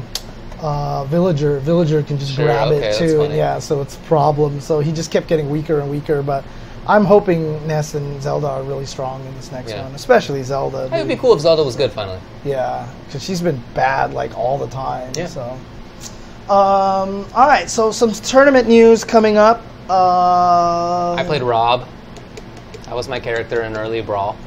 Oh, interesting. Okay. Actually, there was something here. At the time, I was less committed to the grappler idea, and more like committed to the robots idea. Neo Geo World Tour Finals is approaching on the 25th. So in 11 days, there's actually going to be the Neo Geo World Tour, which is going to be held at eSports Festival Hong Kong. It's going to be taking place in China. It featured 11 stops across Europe, Asia, and America, so all the winners are heading out over there. That was the event that Randall tried to make it to, but had flight issues last year, right? I think it was. So, but there's going to be King of Fighters 14 there, but I guess there's also going to be like KOF 2002 as a side tournament, Metal Slug Attack as a side tournament, and stuff like that. So it's interesting. And kind of to go along with that is that SNK is releasing a 40th anniversary collection. Pre-orders are available, and let me see if they have a list of all the games that are available on this thing. Is there heroines at that event? Previous event. Oh, I don't know. I'm not sure. SNK Heroines. I'm not sure. Did it not? It didn't say. Yeah. Let me check here. Let's see. I don't see anything mentioned about SNK Heroines. Huh. Okay. Yeah, I don't see anything mentioned there. So, since it was probably all the 11 events, it would just have to be a side tournament, if anything, right? So maybe they'll save an announcement for there or something like that. So, but yeah, SNK is going to be releasing a collection of its classic games. So let me just see if I can find a list. Yeah, Rob won Evo, but it was like that was when Mike Wakefield won Evo, basically. Yeah, but that was also items. That's what I'm saying. Rando Jones won Evo. That guy was really good, dude. Wasn't he? Wasn't the rumor I remember hearing at the time? I don't remember if this is real or not. But that he happened to be in town with his family, and they happened to be on vacation, so he entered Evo. I don't remember. maybe. I don't know if that's true. I don't. If anybody does know, let me know. Okay. Anyways, there's a bunch of SNK games on there. Definitely want to check that at SNK Museum, and all sorts of games on this collection here. So it's going to come with a bunch of Ikari Warriors games and Athena and, all sorts of other stuff on here. So, also, there's going to be an Injustice Pro Series Last Chance Qualifier. And that's going to be taking place at East Coast Throwdown on October 20th and 21st. Okay. So interesting. East Coast Throwdown's not on Labor Day weekend this year, huh? Okay. Is it always? Yeah, because that's why we've never been able to go to it, because we're always in First Attack. Oh. So it's at a different time. Okay, well, I'll talk to Joe, see if I can bamboozle my way out there. So, But yeah, there's going to be a last chance qualifier there. So if you want to get into that IPS finals, definitely go to ECT and enter yourself some Injustice there. This is actually really interesting. I'm not sure who's in charge of this, but there's going to be a 20th anniversary tournament series called the Jazzy Circuit, announced for Street Fighter 3 Third Strike. Yeah. And if I'm not mistaken, there's going to be like 6 events or something like that. But you can qualify for the tour in one of 3 ways. You can win one of the 6 Jazzy qualifying events in Season 1. Being one of the 6, you can be one of the 6 players to earn the greatest amount of points in the tour.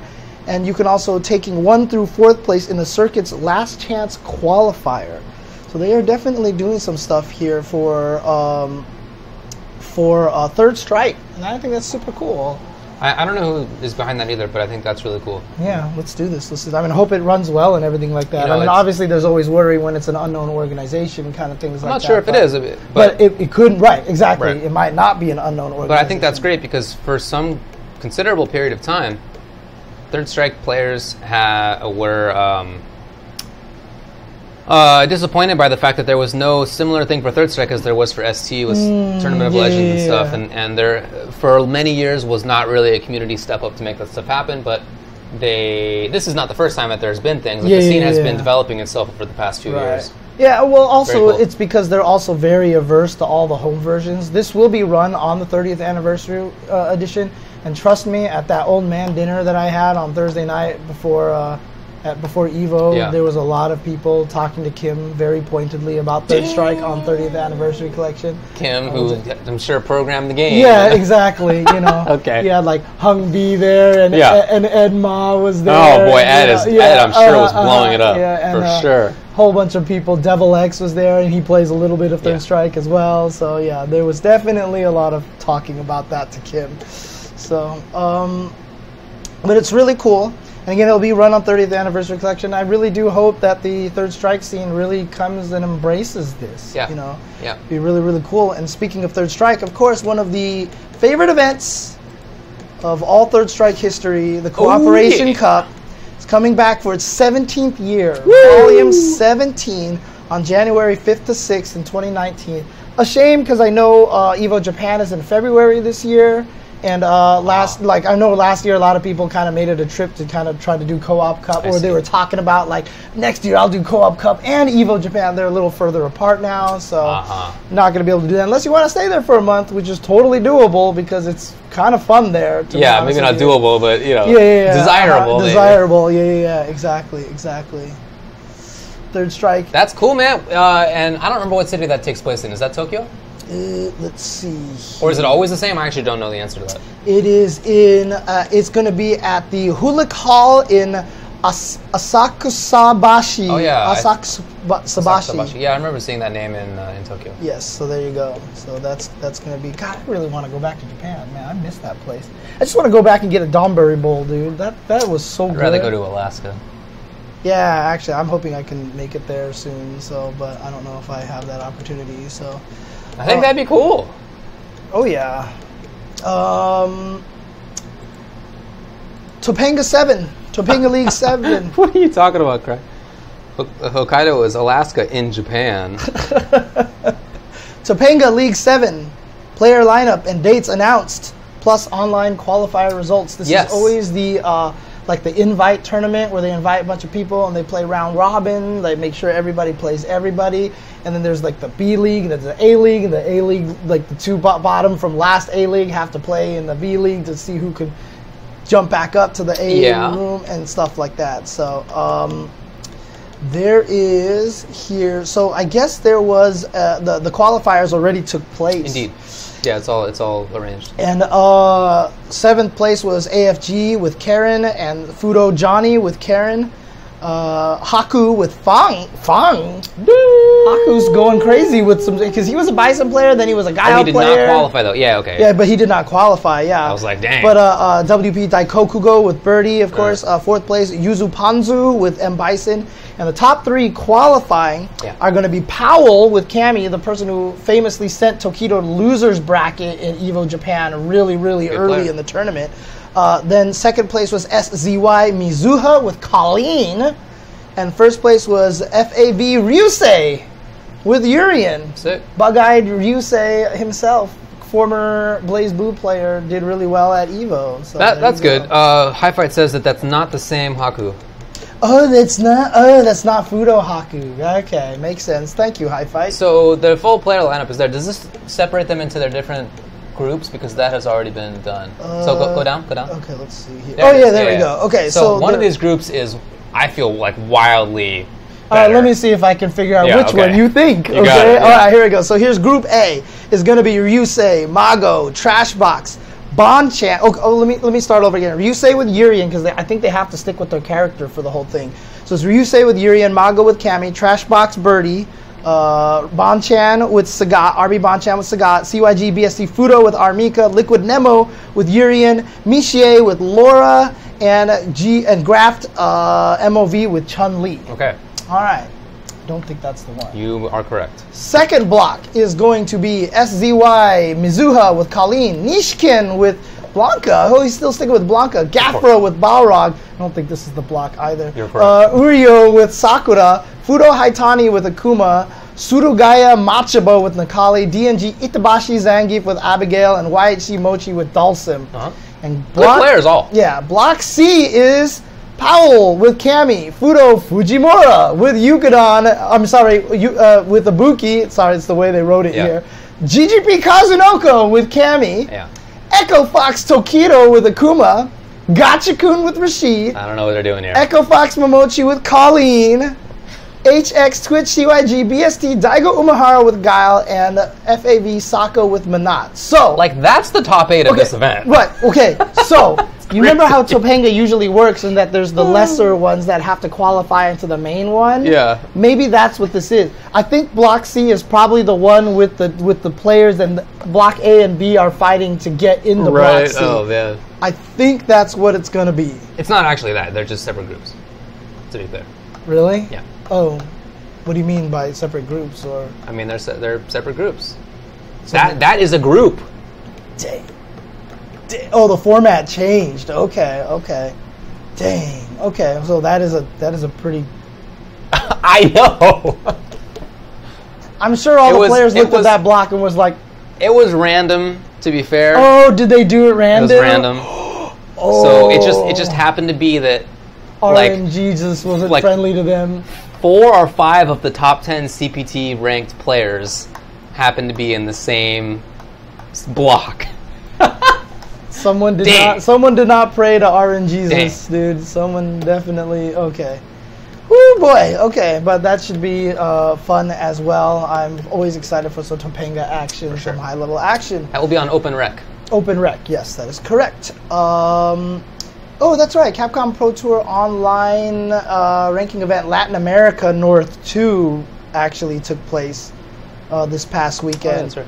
And 7th place was MGR Nova Mage with Colleen, RD Eric KOF1 with Armika, Hochi in 5th place with Akuma, and Lilo 24K with Balrog and Abigail. 4th place RH Zero Mech 7 with Balrog. 3rd place Tigers Louisman with Dulcim. 2nd place Mono with Fang. And 1st place was Owl Alliance Crossover with Akuma. So there you go. Cool. Okay. Mono, please. You're killing yourself. I don't even think Fang. I don't think Fang is the worst character or anything. I think Fang is a little bit underrated. But please play your hand. Please play Bison. Please play G, maybe.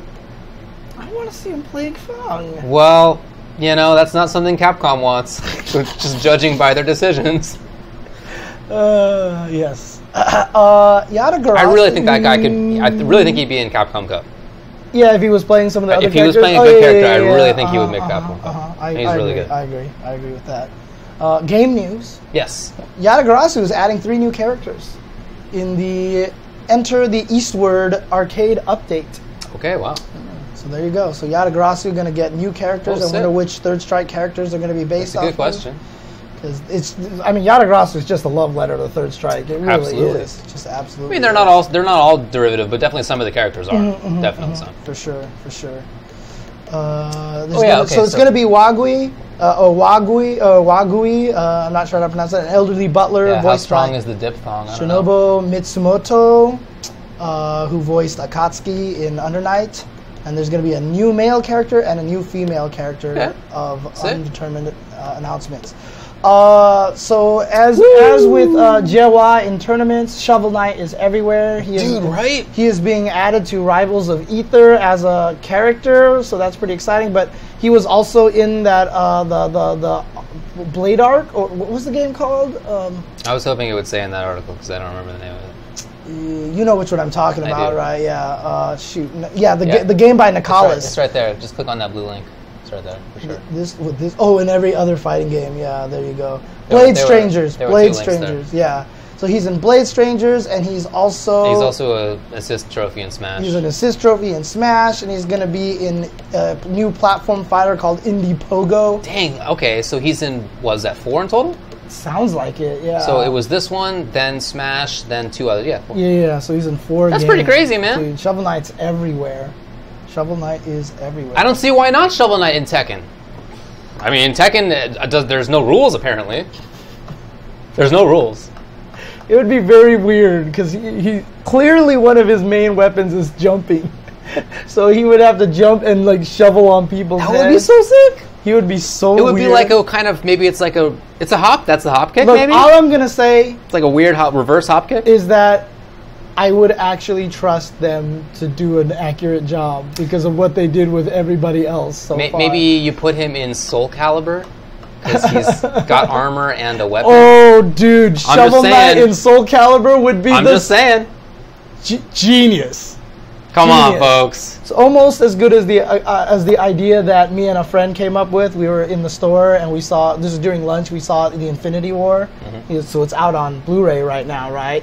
And we said that the cover, has Thanos and all the characters down there. We said it should have been one of those rotating things where you could like change the image, and when you do that, half the characters disappear. Oh man! Come on, that would have been the ball away. That would have been a genius cover, dude. Come on, that would have been amazing, dude. That would have been amazing.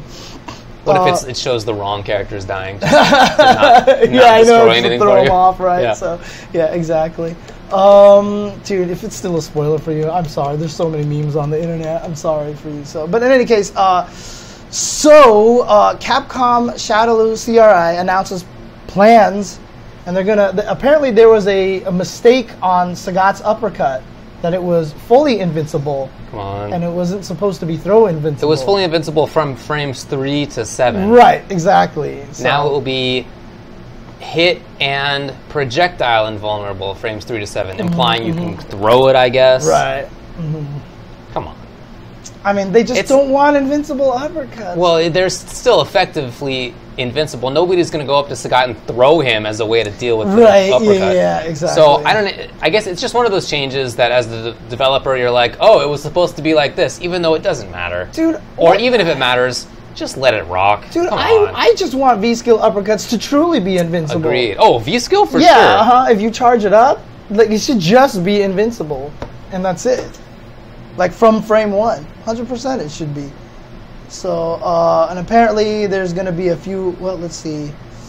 There was a few small little changes here that were like bug fixes or something like that. But I think that they mentioned that, let's see, what else did they say here? Characters affected by this glitch include, so let's see. Revealed that new changes were ushered in with him. According to the post, certain lock-on attacks would reverse players' inputs.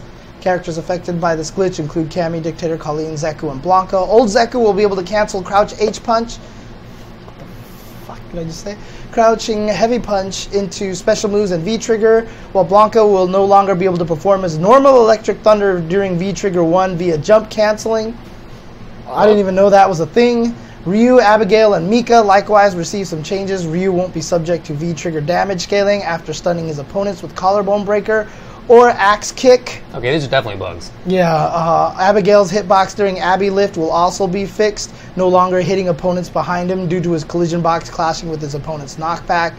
And anyway, yeah, these are all just little small things here. So it's not really a balance patch. It's just fixing stuff. It's just that one of the things, maybe even a couple of those things, are effectively balanced patches because they change how the characters will actually play. But they're in such small areas that can't imagine that they'll actually have much of an impact. It's just cleaning things up. That's all.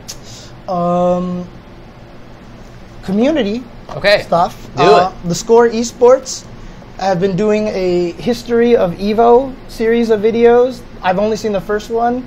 It's really, really cool. The little animation that they did for the Evo E story was amazing. I was a part of that thing. They interviewed me for a bunch of that as well. Part 2 is out as well. I have not had a chance to watch this one yet. Yeah, I haven't watched it either. But it is available right now so that you can see that. So check that out. Highly recommended. Yeah, the first one was super good. Yeah, the first one was super good. Also, Xavier Woods was interviewed by ESPN, and he talked about how much he loves the fighting game community. I just think that's super cool. Didn't you say it was pronounced Xavier?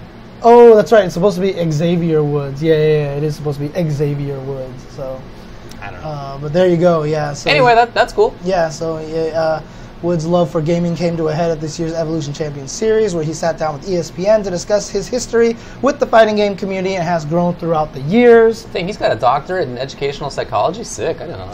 Nice. Oh man. Actually, I felt really bad. It was one of those situations where one of my best friends, he used to watch WWE a lot, and he was like kind of eager to meet Xavier Woods and stuff like that. And at one point in time, we were standing outside the House of Blues where the after party was, and Xavier Woods was there, and I was like, "Hey, what's up?" And we said hi to each other and everything. Yeah. And I was like, "Okay, I'll see you later." Oh no! And my friends didn't my friend didn't realize that was him. And so he felt so bad. Like he was so mad that what? I saw him and I didn't get to say anything. Huh. So yeah, that's happened to me a lot. I totally understand. That's happened to me too. Yeah, I get really mad about that kind of stuff. Do you get mad? Well, it depends on the person. Yeah. Depends on the person. So depends on the person. So yeah. Anyway, cool. I mean, to be fair, I'd been getting stopped by everybody, and so they were just like, "Oh, it's another." I thought you were going to say that Xavier Woods came by and that you said hello to him and that your friend was next to you, like, all right, then introduce me, bugging you, and then you didn't, and he was like, come on! No, that did not happen. That did not happen, so. And the last thing is that Desk made another combo video using V reversals this time, and it was actually the most ridiculous. Okay, I haven't seen the ones that don't knock down, he gets them to hit meaty so he can link after them. And really? And he uses, Birdie's can to roll across the screen. So he did a jury combo with the super that traded into a V reversal that juggles afterwards. He did a bunch of crazy things. Sick. Okay, that's awesome. So Desk doing Desk things as usual. And the last combo, one of the last combos that he does with Zangief, you should probably see. Really? You would love that combo. Okay, cool, you would man. actually really like that combo. You would be happy with that. So, but that's all I got for game news, and it's only 9:20. I mean, we've been ending at 10:30 recently, right? So we've been going 3 hours. Do you want to do a short episode today, or do you want to just do a Q&A with some people? I'll judge that answer based on who's been calling me and when. Let's take a break, and what I would like to do is make a phone call. Okay. And then afterward, I would like to. We actually did do the five. Yeah, we skipped it. We went there early. Yeah, so, we just did it out of order. And let's do a few questions. Questions and answers. So send us questions on Twitter at UltraChenTV. You can also.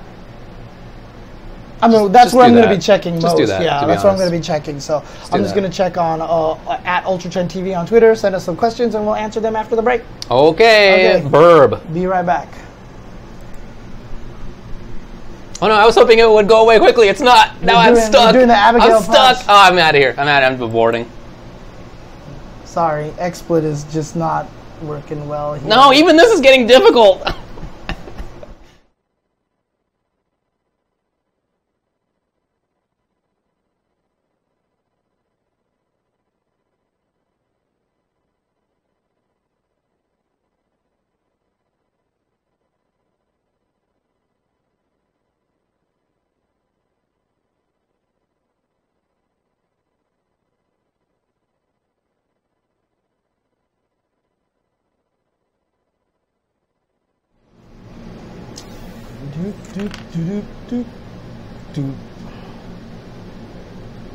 So yeah, again, we're going to do a Q&A after this. Answer a few questions. Definitely send them to our Twitter, @UltraChenTV on Twitter.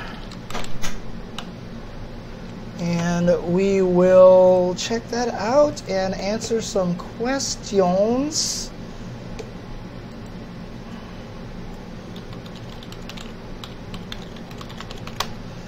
Log into that Twitter account there. Oh, that banner is so cute. The banner on our UltraChen TV is actually super cute.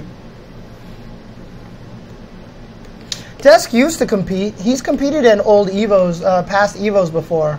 So I've definitely seen him there. Here we go. Log in. He has definitely competed before.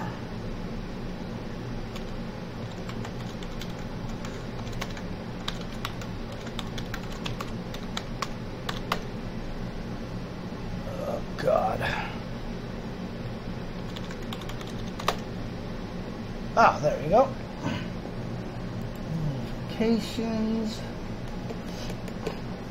Discriminatory to people without Twitter. That is actually true.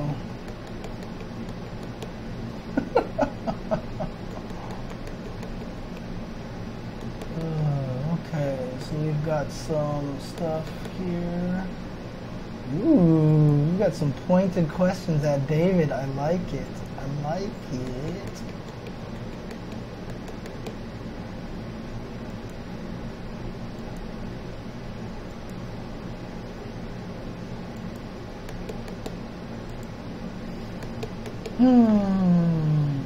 Okay. Not too many questions so far. If you guys want to send some questions, definitely use that.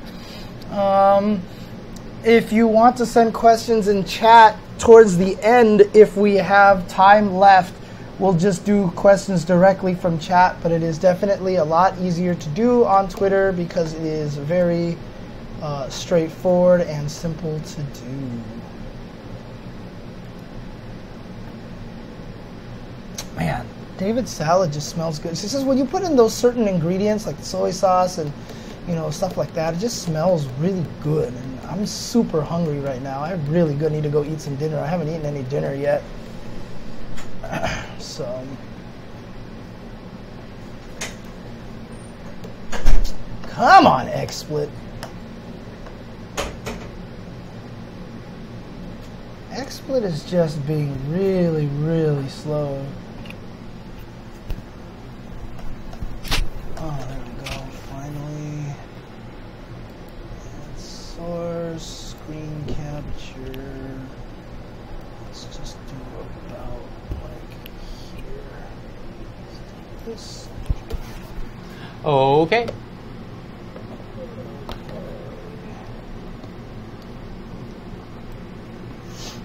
Well, shall we go back then? Is the commercial done? Oh yeah. Okay, let's come back.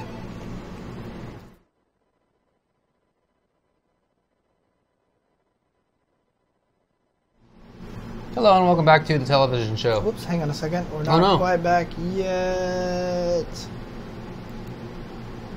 Oh, there we go. Okay, welcome back to definitely not the television style show. Shout outs to Kirby Poppins with the 14-month subscription. Ooh, nice work. Thank you very much, friend.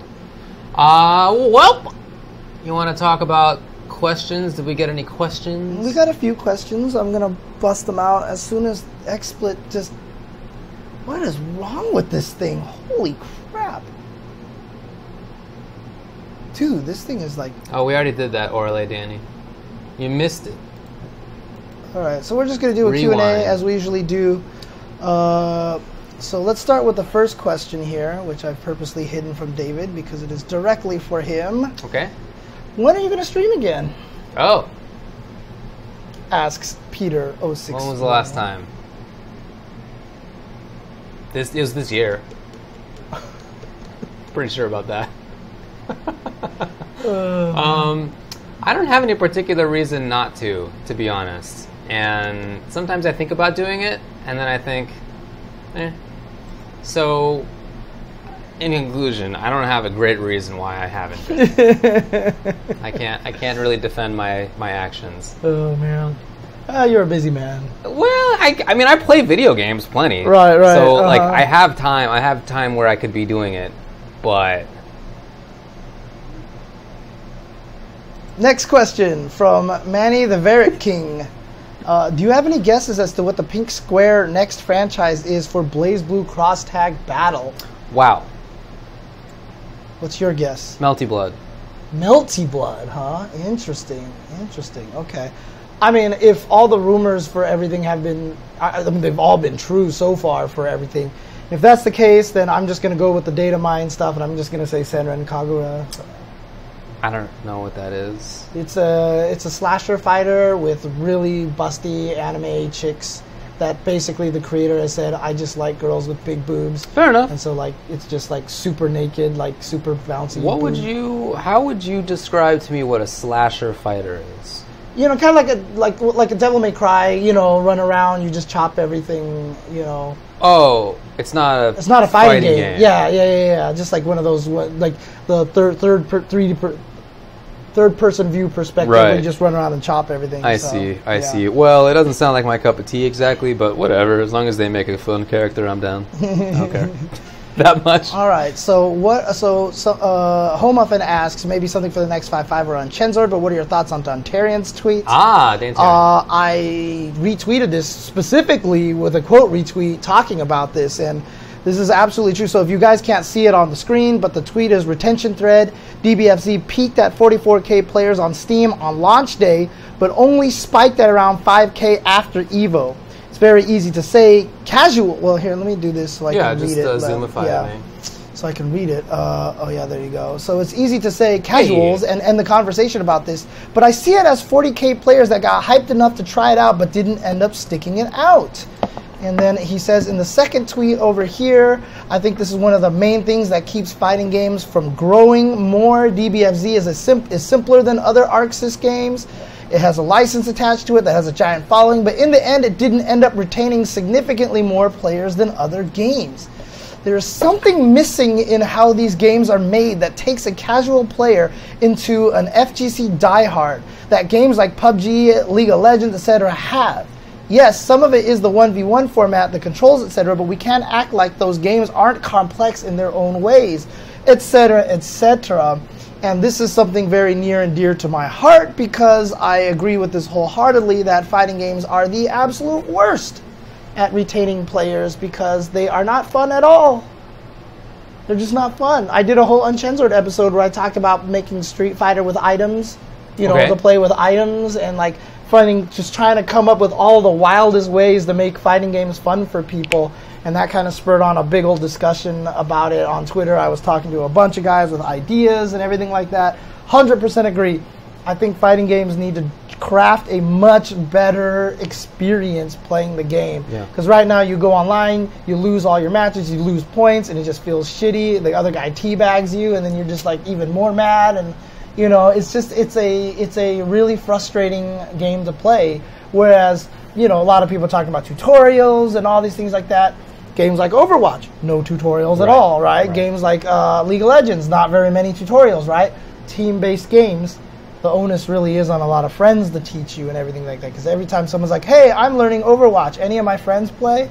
You see that tweet all the time. Yeah. Or you can just go be one of 5 people, and if you are terrible, it's not that big of a deal. Right, and people will let you know. So it's just a very different situation. We need to figure out something, and I was talking to Keats about it. We don't know the answer, obviously. That's just the problem. We literally don't know the answer. So yeah. I wonder what percentage of the players who play PUBG, LoL, etc. do stick with it as competitive players. I don't know what it is. I don't want to assume that it's higher than fighting games. I think that'd be my bet, but I don't know for sure. But I'm also... It seems reasonable to me that like some big percentage don't stick with it either. Right. I just wonder like what the difference is in retention rates between the two, because so many more people are playing PUBG, League, etc., Fortnite especially, that even if it's a similar rate of like continuing to play, they still end up with millions of players. Right. Right. So I think to some degree, it's not just that fighting games need a lot of extra work. They do, obviously, but I don't think it's just that. I think there's a numbers game. I think it's sort of down. It's from the top down. It's how do you get more people to buy it in the first place. The other thing is that I think that actually some fighting games do a good job of making the different modes good to play. Like the first player mode in Injustice, I think is great. I think they did a super good job on that. There's a lot of new content updated all the time. You get to dress up your mans and whatever you want to. Right? Like NetherRealm has done a lot of great things. But it's just that that's very separate from the actual playing, game. the online play. Right? You could be playing against a computer and enjoying yourself, but that's very different than playing against a person on the internet. Very different experience. So I think a major problem is bridging that gap. How do you make somebody who just wants to play against the computer and make their character pretty, how do you convince them to also try and enjoy trying the online mode, playing against other people? And, that's kind of one of the reasons why I suggested casual modes, like items, for example. Like maybe there is something like the stupid hammer in Smash Brothers that you just blow up somebody, because let's face it, that brings players a lot of joy when they're outmatched in a Smash Brothers game, right? They get the hammer and they hit you and they're just like, ha ha, that gives you a lot of joy. If you get items like an unblockable fireball, all of a sudden the opponent's going to really learn how to avoid fireballs. By the way, this also exists in Injustice. Oh, all this kind of stuff? Yeah, they have modes. They have modes with a bunch of random items that spawn. They have stage hazards, not just interactables, but hazards and stuff. It's just that, again, that's separate from the regular online mode that competitive players are playing. Those are two very different different so things. The idea that I had in the whole Ungensored episode was that when you played that, you would get all sorts of points, so you can dress up your characters, maybe change your fireball to a 2D sprite, or do all these cool things. But you also would gain potions or tickets or something like that make it so that they have different power-ups. Like you don't lose points if you lose in a ranked match, or you get double ranked points if you win, etc., etc. So when you're playing those, you get these items. So the time you spend on those and you get these items, it'll encourage you to go use them in ranked matches, and then you can actually level up quickly, but not quicker than if you just played rank. You know what I mean? You would have to sit there and judge and figure out the math behind everything. You're trying to use it as a carrot to get people to hop into it. Exactly. And then if you gear items in certain ways so that, for example, your uppercuts, your jump-in attacks become unblockable, right? If you do that, then all of a sudden you're really going to teach people how to anti-air. You know what I mean? Because then someone picks up I have an unblockable jump attack and they're going to jump at you, and your brain's going to be focused on that. And then if you keep jumping and keep getting anti-aired when you grab that item, you'll be like, well, I'm going to take advantage of it by going on the ground. And you'll learn weird things like that, I don't think they would just find it frustrating and be like, I'm out of here. Maybe, but in those situations, I'm not sure how you can fix that one, to be honest with you. I don't know. I think it's a very difficult question. I think that too few of the major fighting game companies are thinking about it well enough. Right. And also, honestly, the online experience is just awful, because it's literally, hey, come beat me up.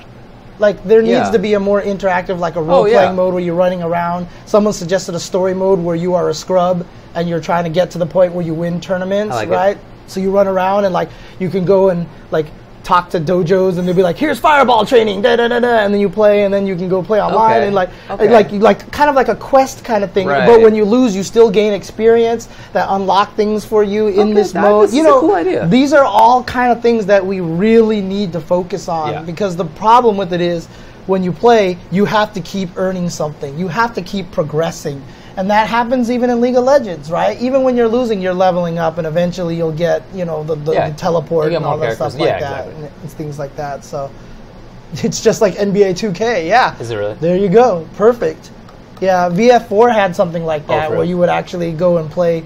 They modeled a lot of the AI after the top players. I do remember that. And you would actually find them in those arcades in Japan and everything like that. That was very cool. It was actually really cool. That was 10 years ago, right? Yeah, it was VF4. Yeah. That was VF4 Evolution. 15 years ago, maybe. That's exactly. And also the tutorial in that thing was... But the tutorial, I've always said the problem is you go there and you're like, oh my, I played the tutorial in VF4 and I was learning all these crazy things. I don't remember any of that stuff. That was the problem too. There's just so many things. Information overload. So many things. So many moves. Anyways, that was a long answer to that question. So that's cool. Yeah, so Adam says, what are y'all's thoughts on Smash Ultimate? First of all, I really like the word y'all. I think that it's an efficient word in the American English context. We don't have a word that just means plural you in sort of accepted American English. I think that's too bad. So I like having the word y'all. I think it's useful. I use it, and my wife, who's from North Carolina, thinks it sucks, and I'm always like, what? She rips on me for using the word y'all, and I'm like, come on, y'all. Anyway, my thoughts on Smash Ultimate is it looks awesome. Dude, I'm so hyped for it. Looks awesome. They're doing such a sick job with just having everything. Yeah. Everything, all the characters, a billion stages, all sorts of game modes. I'm really interested. I mean, I was hyped when they added Pac-Man and Mega Man last time. Now they added Simon Belmont, so I tried stages playing with the stage hazards off. That's super cool. Because some of those stages are very interesting, but like you don't want to have the whatever the name of the Mega Man boss is. Oh, the Yellow Devil showing up, right? Like that's, which me and my brother called the Sun-Kissed Monster for our whole entire life. Sun-Kissed Monster. Yeah, he looks like a giant orange, right, with arms and legs. So I can see that. It was a Sun-Kissed Monster. But dude, like I'm so excited for this game. I am kind of like almost really overly like I'm trying to like temper myself right now because there's just too many freaking games. But I'm actually thinking of like going like full on into this and just like be crazy with this. So I know when Smash 4 came out, you and I played it a lot.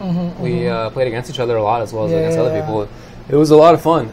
It's not a game that I am expecting to take super seriously, right? Just because I'm already very invested in other games and probably will continue to be. But I am really interested in playing it at least casually. And since I carry my Switch everywhere nowadays, it's really easy to just get games and. Dude, Broly, if you know the game, I mean, I actually know a lot more about Smash than people expect me to know, but I mean, obviously at high levels, it's a very different thing. However, if you guys want to see what my Smash commentary is going to be like, I've actually been going through all of EVO Top 8 stuff and just watching them on stream. So I watched most of Guilty Gear. I had to stop because I did the Tournament of Legends qualifier yesterday. Oh, I forgot to mention that. That's right. Hokuto qualified for that with Vega, which made a lot of people sad because Ito 2K played like a boss with Dalsum and got second place, but he got heel balled. So, what do you do at that? Yeah, exactly, right? And I've been going through all of the top 8 stuff. So I've been going through Guilty Gear. After I finish that, I'm doing Tekken. After I'm doing that, I'm doing Melee. Nice. So I'm going to try to talk about Melee from my limited standpoint, but try to present it from my knowledge point of view and kind of do like interesting analysis for beginners on the game. Wasn't the order of Melee then Tekken? Yeah, it was, but I'm not doing it in. I'm not doing it in any specific order. So yeah. Dude, cool, I did end up talking about Street Fighter a lot. Like, I started getting really mad. I went on my we need proximity moves rant again. So, close-up attacks. We need close-up attacks again. So, because that will solve, like, so many problems in Street Fighter V. That will solve almost all of the problems, major problems that I have in Street Fighter V. And I'm going to do an uncensored about it. I believe it. Bring back proximity attacks, so... Oh, I didn't talk about Sagat and my love for Sagat. Oh, that's right. That's right. How do you like him so far? Cool. Dude, did you see? That was that video that Punk had, where he was going, Tiger, Tiger, the re-jump uppercut, Tiger, Tiger, uppercut. And I was just like, SD players just watch this and chuckle. I saw it. It was a good tweet. That's all it is, dude. So. I really like Sagat. I think he is very fun. He's super satisfying. Buckmaster, just watch my thing. Command attacks. Agree, Buckmaster. Command attacks will not solve the problems that proximity attacks will. I love him. Give me control. I think that first of all, every time I look at him, I am happy because his knees aren't backwards. Did you see the concept art? Good. They showed some concept art, right? And what the first concept art, he was buff Sagat. Okay. And the second one, he was not, and I'm so glad they didn't go. For sure. Yeah. He's like wiry, and so I play the costume where he does. It's not the main costume. It's like the story mode, I think, where you can see his arms and legs more. Because I like that they're like very wiry. He's just like a lanky but muscular. I love how it looks. And then I think his gameplay is really, really good. I think he's very strong. Maybe not. He's not top tier or anything, but I think he is a strong character. Maybe let me say. I find that his zoning is good, even in matchups where people can get through things. Like I was playing against a Jerry who I just threw a tiger shot, and you'd be like, all right, here's the EX flippy flip, right? Like you just go through it. So fine, don't throw tiger shots there. Right. Like it's just like playing in Classic Street Fighter 4. Zangief could just do EX green hand through Sagat's tiger shots. Was that a good matchup for Zangief? No, because that's not what it's all about. Right. Like it's about where you throw the shots, what the rhythms are.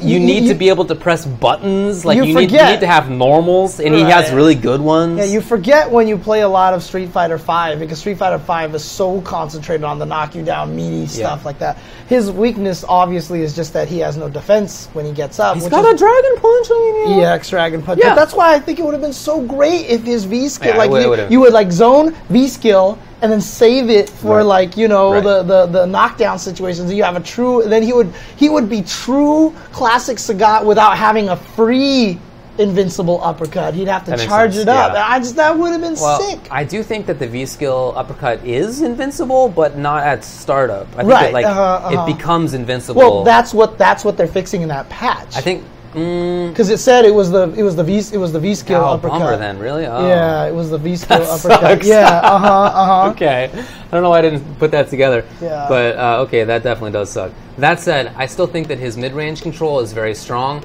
and I think that his buttons are really. I don't see people talk about his buttons enough. I think he's got some of the better mid-range control buttons in the game. Like they're very plus on block. His stand jab is so far that it punishes things that other things can't, even though it's so funny because everyone's all saying like, oh, stand jab doesn't reach anywhere, and then it's crazy. And his buttons are slow and laggy and stubby. They're not at all. Dude, so check this out, okay? Outside of overhead and sweep, which are universally punishable, -6, -12, right? Okay. He only has one normal attack that is actually punishable on block. Okay. It's crouching medium kick, which is -4. Oh, wow. Everything else is -2 or better. He literally only has one normal attack that is punishable on block. I think that they knew that there are characters who can get through fireballs in this game, so you've got to give him buttons so that he can just play footsies if that's the matchup. And he can do that. And his V-triggers are both useful in the sense that they give him ways to turn like far stand medium kick or stand fierce or whatever, buttons that aren't cancelable normally. You can cancel them in the V-trigger, into the V-trigger tiger shots and into the V-trigger kick. And that means that you now have these damaging good buttons that lead into knockdown, that lead into space control, whatever you want. So, people think that his V-triggers are among the underwhelming in the game, but I'm not going to call them the best or anything, but I think that they're underrated because that ability to turn these really good buttons for a character who kind of has to depend on that as a way to solve his holes, turn that into damage and space control, and like that I think is actually really good. And I also think it's super cool that they built in his Kara uppercut into combos. So sick. It's so good. It's super satisfying. See? Execution. There are some things. See? It's not even execution that I love about it. It's seeing the way that he's animated doing it. I'm like, that's sick. It feels good. It really does look cool. So, I gotta tell you. So I'm really happy with the character. I've been playing him a lot. I talked more about G last week. I still think that G is really good. I think both of those characters are strong. I would say G, I think, is stronger. I think his V-trigger, to be honest, maybe the best in the game. His V-skill also. And his critical art. Critical art is one of the best in the game as well. Some of the best anti-airs in the game. He really has almost everything going for him except for no 3-frame button, no invincible options. Yeah. So his defense is not good. But I also really like the way that they did his offense because his command grab is not fast. It's 12-frame startup. It's extremely punishable. The range is one of the lesser 4 command grabs in the game. It's not Zangief or anything. So it's good. It leads to a lot of damage. But it's not like, it has to be placed better. It can't be relied upon, which I think is a really good balancing of it. So yeah, I really do like it. It's sick. I do like I'm super happy about both of those characters because I was thinking about this earlier today, and I think that Street Fighter V has gotten to a point where it actually has a lot of gameplay variety. Yeah, I actually really, I'm way more interested in playing Sagat online than G, because G he's going to have the same thing. So this is one of my biggest complaints about Street Fighter V is I'm just really tired of the fact that to learn the game, to play the character at maximum, I got to knock them down and know my frame kills and go for stupid ladies and shit like that. And I have no interest in that. Okay. I just don't. I don't find that fun at all at this point in time. And so I want to play Sagat in I'm just going to knock you down and Tiger Shot you and stuff like that, you know. That works, and I was playing him for the first couple of days in that way of just absolute fundamentals, no tech Sagat. But he actually has some really good setups. Oh, yeah. He has some, I've seen really all of them. Good, meaty setups. I just want to see how far I can get without it, that's all. Well, so. I'll tell you this. My record as Sagat is probably twice as good as my record as G. Really? Yeah, because G, one of the first few days I'm trying to learn him, even still, I'm trying to figure out what to do. This character's weird, man. He's got a fireball, he's got a command grab. I don't know what I was supposed to be doing, so I'm like figuring it out. Right. Whereas Sagat, it's like, this guy's been around for 20 years. I know you. Let's do it. Yep. So I'm just doing it. I honestly, I feel like they tried so hard to make Sagat as possible. Yes, they they just did not do anything weird with that character at all. Like, he is so straightforward. It's actually fun. I'm really happy for both of them, and I mean, you know, thinking about the characters in the game, I'm so encouraged and happy because in Season 1 and Season 2, I felt like there was a Street Fighter V style, a play style. Some characters deviated from it, but most did not deviate very much, if at all, really. Now, there's a lot of variety. There are dedicated projectile zoners, there's the Fortress character, there's the regular command grab, sort of Zangief, Abigail characters, there's the weird hybrid command grab characters, there's the absolute weirdos like G and Fang. Like I think that they really ended up doing a good job as the game went on of building in playstyle variety. So I'm happy. I mean, that's one of the reasons why I played Manat, because she doesn't get meaties. Yeah, she's different. She doesn't get meaties, so I don't have to worry about any of that crap. So I can just play her as normal. So I honestly, that part of the game is becoming kind of distasteful to me, and it's probably going to be one of the main subjects of my jchensor rant. All right. So we've answered this a couple of times already. I'd like to hear how you two first met and your initial impressions of each other. Ooh. Really just kind of came down to us with HDR and talking, because we heard HDR was being made. Super Street Fighter 2 Turbo HD Remix. We heard it was going to be made, and Sterling was going to rebalance it, so the SRK forums became just a breeding ground of what everybody's opinions on how to rebalance Super Turbo was. And this was 08 maybe? Yeah, and I was anti-Honda, David was pro-Honda. Oh, I was a Honda player. So we were very opposite ends on a lot of things on how to balance it. But I think the thing that stood out to both of us is that we were both logical and kind of like not like internet. You know what I mean? I didn't want to keep stored Ochio. Yeah, okay, yeah, that's fair. I was okay with losing it, you know, I was reasonable. Yeah. So, but, you know, I think that was kind of one of the first things that we noticed, that we were both kind of actually... I mean, I had known about you before, but I don't think we had ever had an interaction. Right, so. And so then we just started... I forgot when we started carpooling to Wednesday Night Fights. Wow, it was after Wednesday Night Fights. Yeah. That was in 2010, right? Yeah, where you would do the crazy... genius tech of ordering pizza delivery while we were driving there, and then when we got there, you would get the pizza, and that it was just great. Like the guy would walk up 5 minutes later. Yeah, that was cool. It was actually really cool. So, but yeah, that's pretty much where it came down to. So now we hate each other, but you know, it's all good. So I recently heard that Penn and Teller are not friends, and like they don't hate each other, but like they're just not friends outside of work. Really? Yeah. That sucks. Yeah, but you know they get along and they can make it work, but like they're just not friends, right? Because I still remember the one time we had Mike Ross on the show, and the three of us went out. We all went to Volcano Tea, and someone saw us there, and they were like, "Oh, dude, hey, you guys hang out?" That's right. They were actually surprised, as if it was like a TV show where we were characters. Yeah, and, you know, Mike Ross hangs out with Ultra David, and, you know. Not real people, but yeah, it's true. Yeah, the guy was actually surprised, and we were like, we're friends, so. Okay, so Tavi Turnip asks, do you think EVO should stick to fewer than 9 games or even attempt to do more, considering how many great games are nowadays? Well, resources are not unlimited, and I don't think that it's plausible for them to do, certainly more than 9 seems not doable. As is, it doesn't...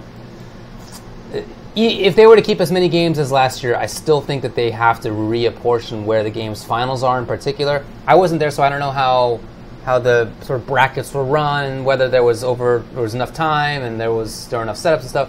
But certainly for finals day, 5 games was too many. At least at the schedule that they were moving. It was speed that they were moving. It's also because Street Fighter is 3.5 all the way and Dragon Ball exists, right? I mean, they just take up so much time. That's 6 hours right there between those two. Yeah. So, on my side, like, I like what they're doing by giving the Evo 7 stream for side streams and stuff like that. I think that's great. Obviously, it didn't go perfectly. I know Marvel was really upset with the delays and all that stuff like that after they worked really hard to make sure they finished on time and everything. Hopefully, that'll be taken care of next year, everything like that. I've always had this idea. I've given the idea to Wizard, but I just logistically, it's probably not the best idea. I would say make 8 games or just make 7-man games and then add like another 6 games, but you can only enter one of them. Okay. You know what I mean? So if you're a Killer Instinct fan, you would enter Killer Instinct. If you're an Injustice fan, you would enter, but you can't enter both. Dang. So that would actually limit the number. To make sure that there's not a crossover. Right, and that's what I mean. The logistics are kind of weird. Like it would keep the numbers down a little bit, so it wouldn't kill them, and then they could do a lot of stuff. And I thought that would be a cool idea, but at the same time, the logistics of that would just be a pain in the ass. So yeah. Yeah, it's true. Gentle Snow, who says we may be blaming the games, but Evo had a lot of downtime and dead air. I definitely think that they could have arranged it more efficiently. But even still, it ended at midnight local time, or even past midnight. 12:30. Yeah, 8 a.m. to 12:30. So say that instead it's 8 a.m. to 11.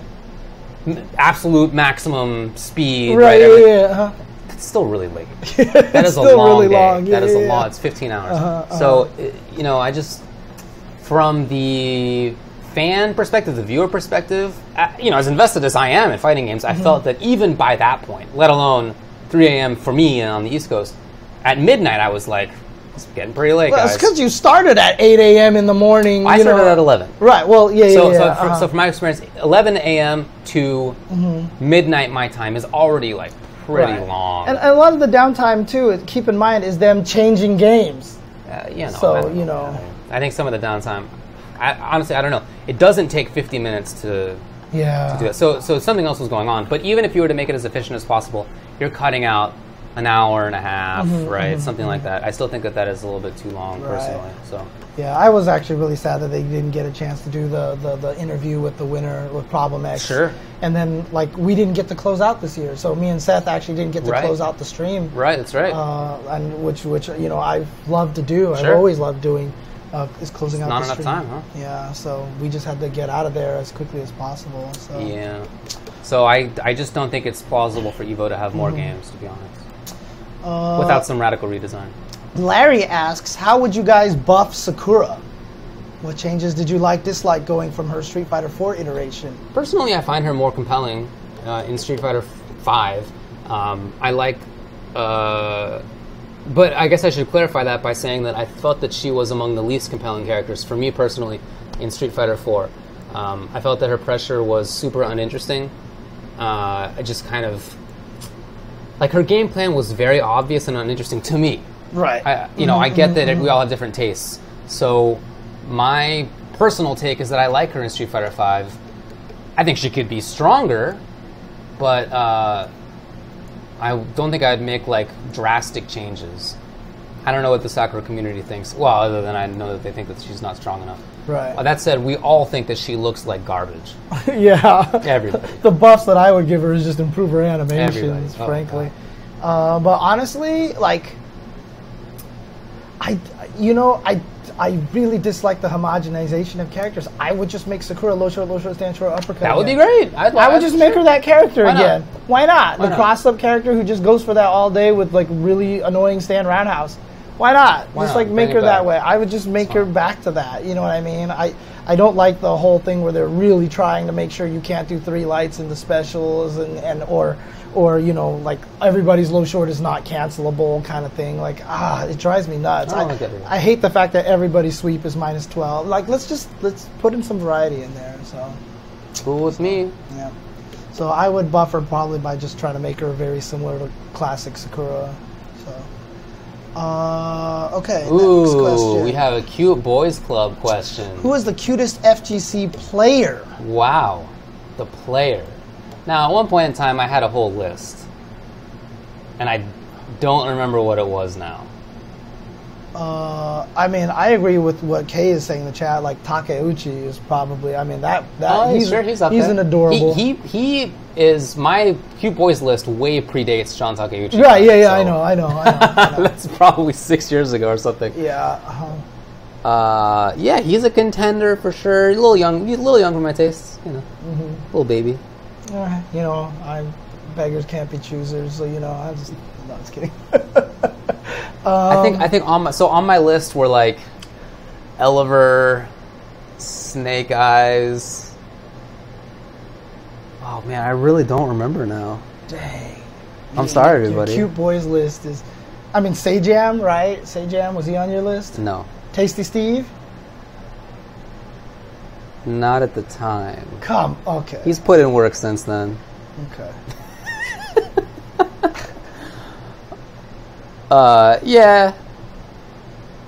Yeah. All right. I'm just gonna stick with those two. I don't remember what the whole list was, but there was. I felt a pretty strong. I mean, if we're talking like cute, like John Takeuchi cute, right? Because there's very different kinds of cute, right? There's also like, oh, he's cute, you know, that kind of thing, right? That's a completely different kind of cute, I guess, right? So you know, but okay, all right. General thoughts on KOF 14? Well, to be honest, I haven't played it since it came out. I played it a little bit. I guess I had the same feelings about it that I did about most KOF games, which is that I feel that the game engines tend to dominate rather than the characters, and that is not what I love. Right. That's not. So that was my issue with 13, which I played. That was the KOF that I played the most. And certainly, obviously, there are differences between the characters. And I was playing Mien in 14 because I was like, this is such a weirdo that I want to...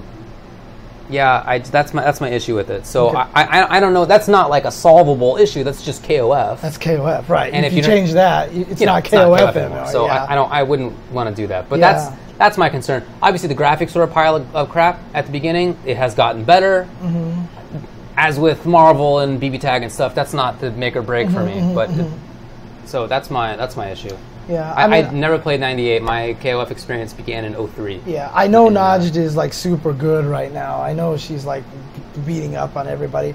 I enjoyed the game when I played it. I mean, I know a lot of people really. I don't think it's a bad game. I know a lot of KOF players really enjoy the game as well. Unfortunately, like David, I just haven't played it enough to really form a full opinion on it. I liked it. I thought it deserved better than it got from the community. Not I'm saying the community dumped it or anything like that, but I just feel like it deserved more support. It just deserved more support. It seemed like a good game as far as, I mean, again, in context of game engines dominating, it seemed good. Yeah, it should have had, I mean, I did like the fact that it wasn't, well, I don't know, like, like I said, I had fun with it. I had a good time with it, so, yeah. Well, I'm not going to crap on it at all. It seems like a solid game. It's just not personally my taste. Okay. So here we go. Since we debated expanding how many get paid last week, can you give opinions on if prize pools as a whole are too low? And if so, how would you like to solve that? I don't think there's, I mean, even though we disagreed on how to pay right now, I don't think either of us are going to say that, you know, they're definitely too low. It'd be nice if they were higher, of course. We both agree they're low, yeah. Because I want everyone to get paid more. Sure. I want 7th and 8th to get paid. I want top 32 to get paid depending on the number of players. Not that there's 32 men in the tournament, then or 32 people, I should say, my bad.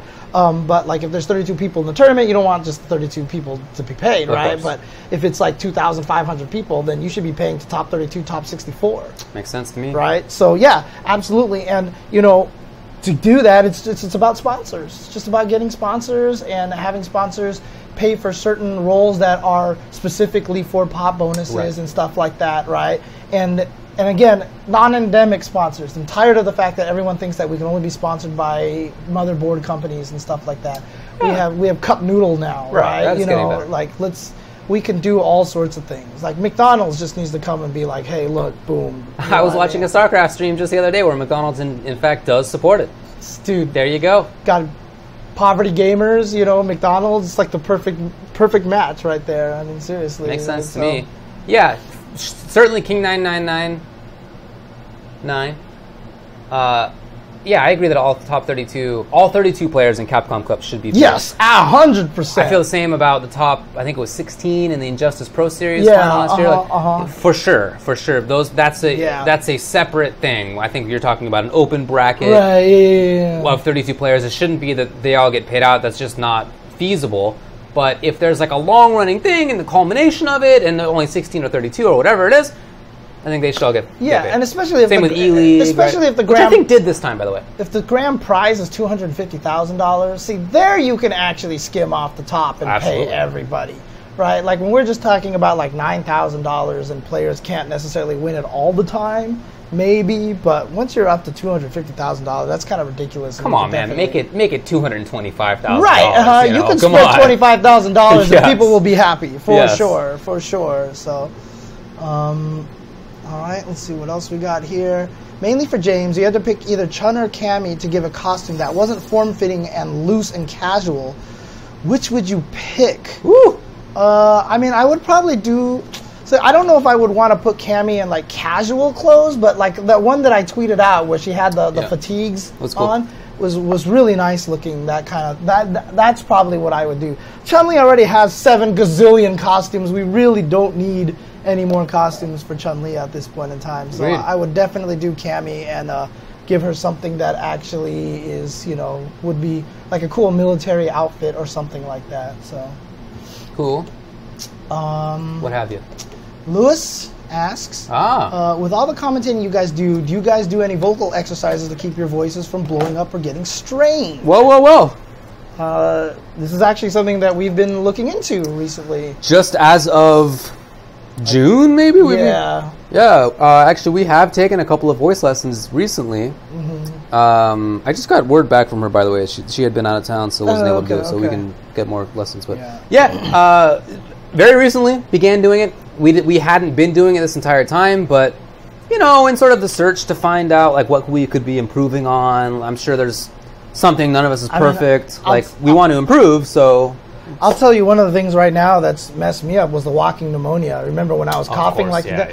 It's still messed up. My voice is still messed up. I can feel it when I sing. There are definitely a lot of songs that it's not even the high notes anymore. There's this weird middle range that when I sing, like my voice just crumbles and it's really irritating. And I know the voice trainer that we had said her voice got ruined by walking pneumonia as well. Right, yeah. So I actually just need to figure out what the hell she did to fix that, because when she like does like the singing stuff, it's just there's power right there. Oh yeah, for sure. So there are voice exercises. It's part of it is thinking about like where your voice comes out, right? Like it's very interesting. But part of it too is using your diaphragm more and exercising your face muscles. And it was even like make sure that you've stretched out like your upper body and stuff. It's like all sorts of things to do. And we've only had a couple of lessons, so I'm kind of excited to see like what else there is. I'm sure there's a lot. For sure. Anyway, living in Los Angeles with a lot of talented entertainment type people, it's. Well, she's helped League of Legends casters before. She did. That's how I got the recommendation. Is one of my buddies knew that this person had worked with the Riot folks, so I hit her up, and it's not about like trying to get us to sound more eSports, which I we specifically told her that's not what we wanted to do. No, we just want to improve our own styles. Yeah, and we definitely should not stream that because that would be unfair to her. So someone's like, please stream that. So it's her job, man. Yeah. So Manny the Varric King also asked who takes care of our pets when we guys go to events. You're married. I have a live-in pet caretaker, in a sense. Exactly. And for me, if you guys actually watched Tournament of Legends yesterday, I was at Arcadium's place streaming and doing commentary for the Super Turbo. He's actually the guy who takes care of my pets when I'm gone, so he's very familiar with my pets. He sends me pictures all the time.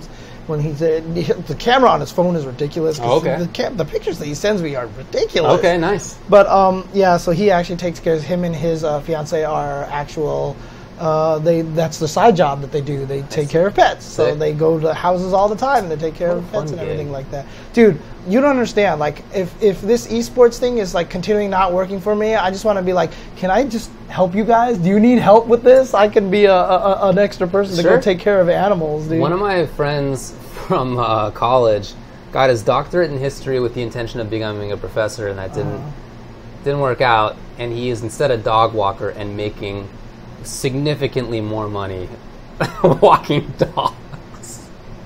You know, he lives in a particular place where the folks can pay for that and men make it pay that much. Like, I'm sure that's not the case for everybody, but please take care of the foo-foo for me. That's how it works. It's working for him. Okay.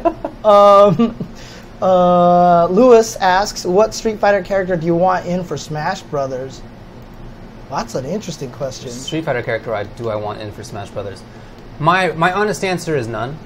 I would like to see other stuff for Smash Brothers. Other franchises. I'd rather have more representation. I already think it's really cool that Ryu's in there, and they did a super good job with him. Yeah, I don't have complaints about that. I mean, just for Smash Brothers and the iconicness of it, Chun-Li would be my pick. That makes sense. If there's just be my pick, right? So you just got to put Chun-Li. If it has to be any, that makes sense. Let's see. Christian asks, do you guys think the hype of Sagat and G is enough to keep people who weren't into Street Fighter V before interested in the game long term? And why is Under Night the best game? All right. So the first part of the question I'll ask is, I don't think anything is going to keep people who weren't interested in Street Fighter V interested long term at this point in time. Okay. At this point in time, it's pretty well if you like Street Fighter V now.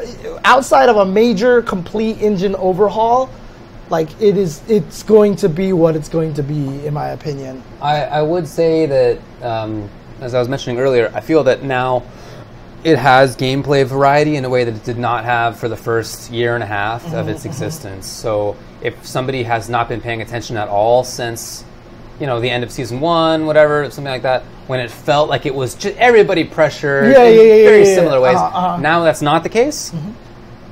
It's the same engine, of course, but the characters are different enough that if you were like, there's no zoner for me, I'm not interested, now you have zoners. Right, exactly. So I feel like it's more accessible, and I think that Sagat is part of that, but sure, ultimately, if you're not down with the system itself, you're not gonna be involved. And why is Under Night the best game? It's so intelligently crafted.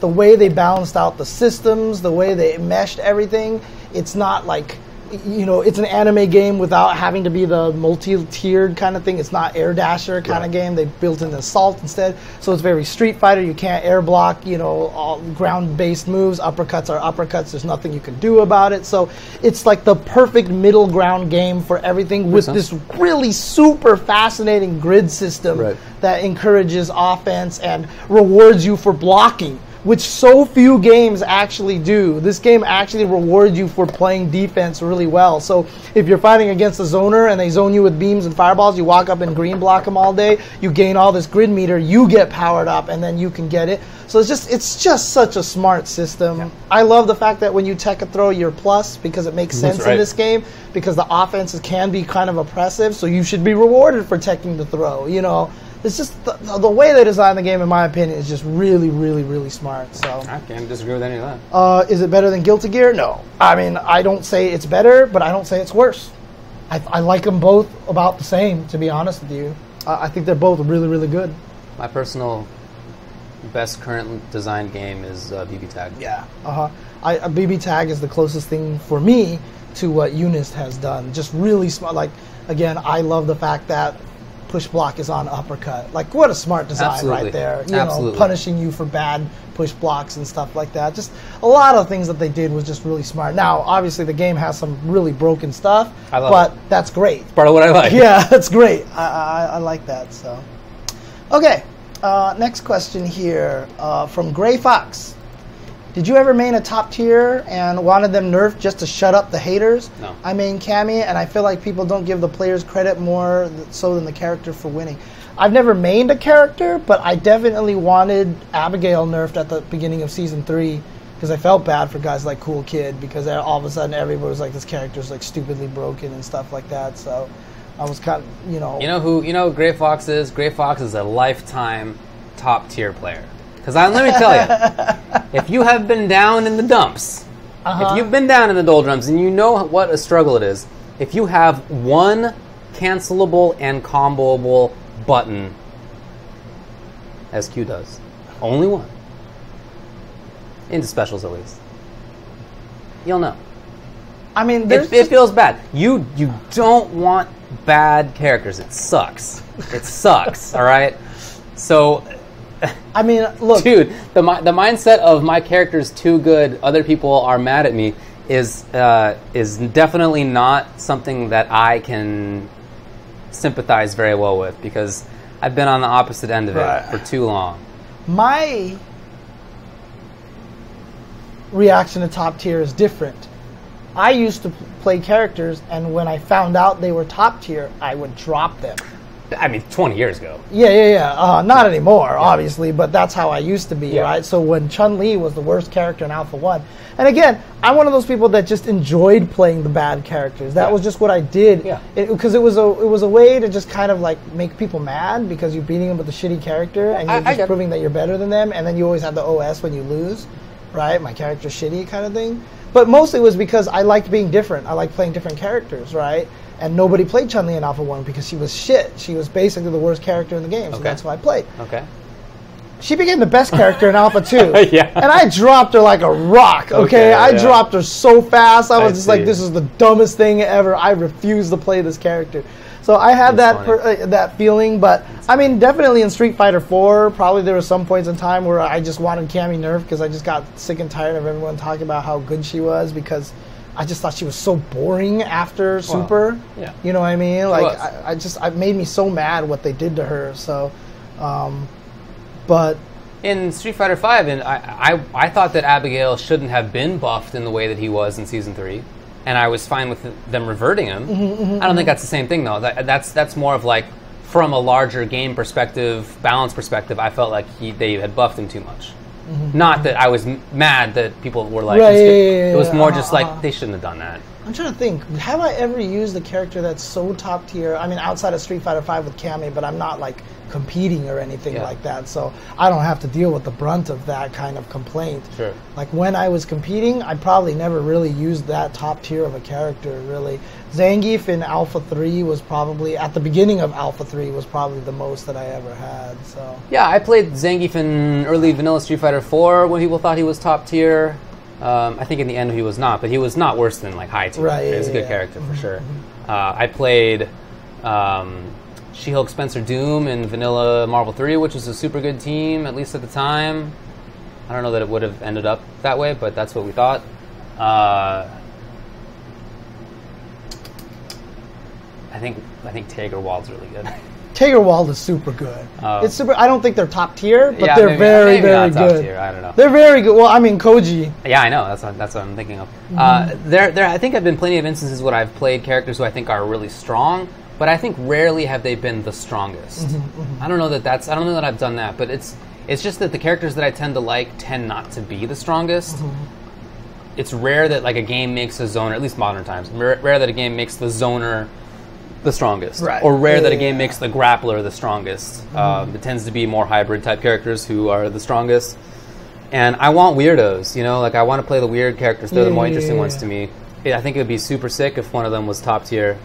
Maybe G is, but in general, they're not, unfortunately.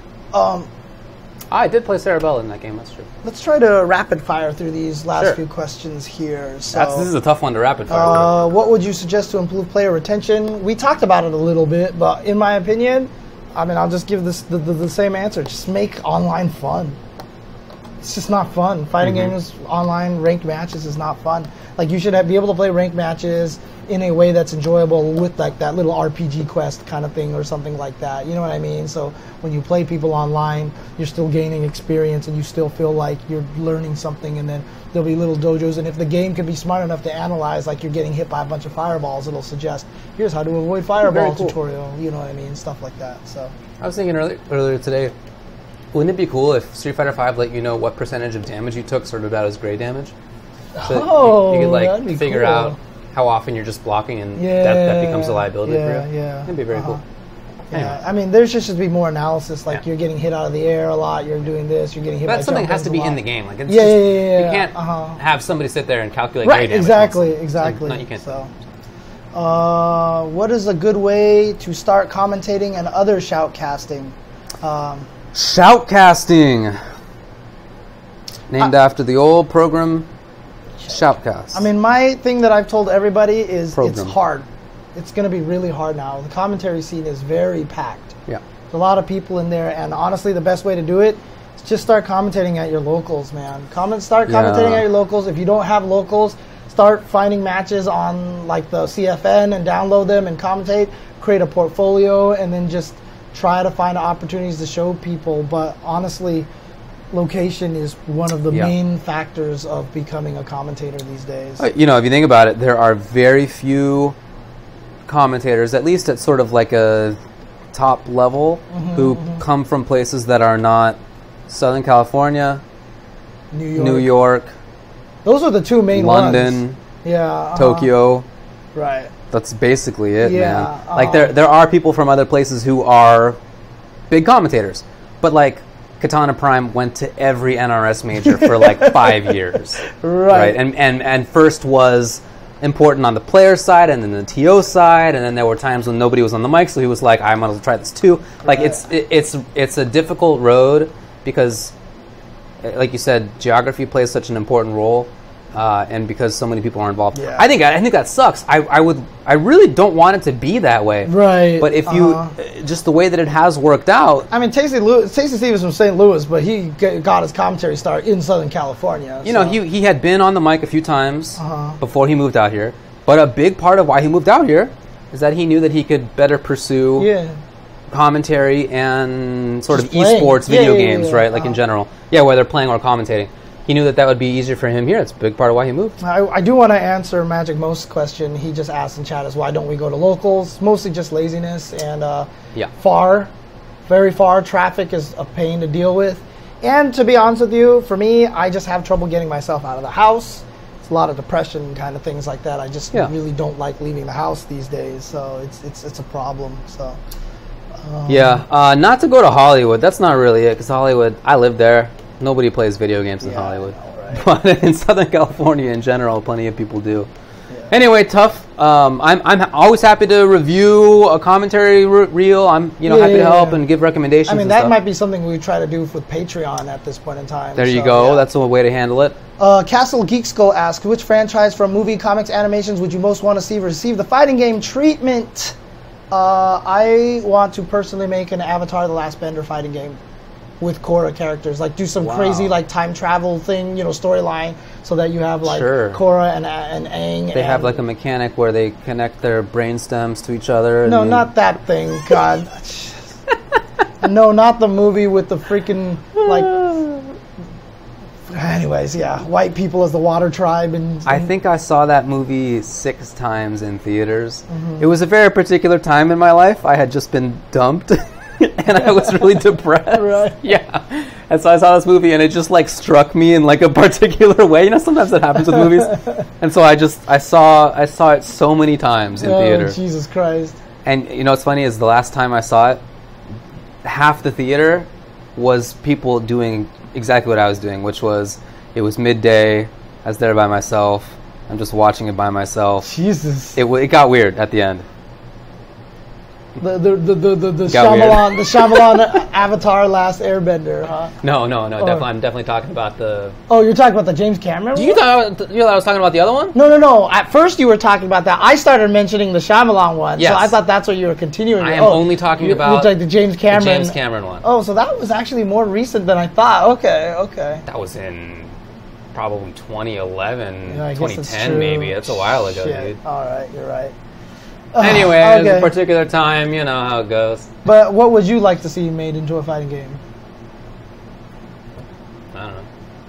I've always wanted to do Avatar: The Last Airbender. I've also wanted to do a brand new Yar Kung Fu.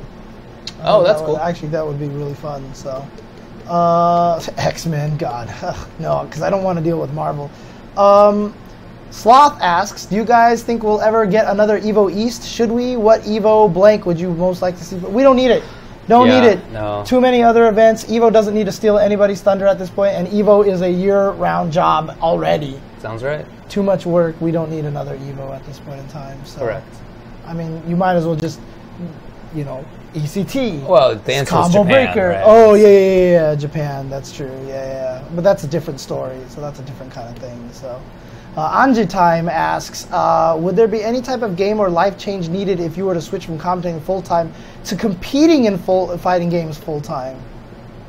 For me, there would need to be a life change indeed. I would need to have a bionic spine and...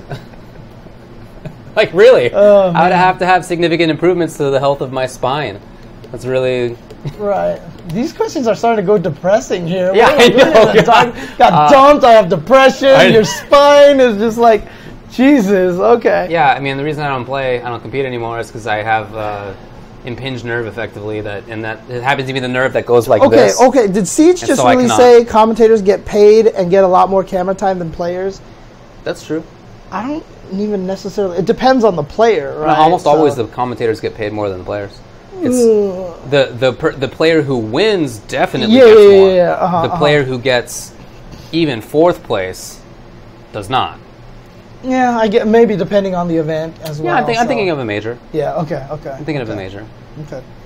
I mean, for me, obviously, I would have to. The only way that I could do it is if I get like a sponsor or something like that, right? Because commentary is where I'm making money from. So if I went full-time competing, I would have to have something supplement that for sure. So yeah. It's not that we don't get paid terribly well, to be honest. Well, it's nice for if you think of it as being a weekend's pay, it's cool. But if you think of it as like you're not earning anything in the intervening 5 days, right. Or really you're not you're earning anything in the intervening 20 days, right? Maybe more commonly, between events, or 14 or something. Then it's not that much. Yeah, I mean, to be honest with you, again, I've said this many times. Last year, I lost a lot in savings. Yeah. And not only that, but then this year, I had to pay I basically took it up the butt in taxes because everything that you earn, everything you earn is untaxed, basically, right? So well, it's not set aside, right? Right, yeah. So I had to pay a shit ton of money. So you have to set it aside yourself. Yeah. So again, a lot of people ask me how long I want to do commentary for. I mean, at the rate that I'm going, I can't last longer than maybe another year and a half. Then I have to find a job. Otherwise, I will be eating ramen every single day of my life. Yeah, I mean, there are really only a few people doing it full time.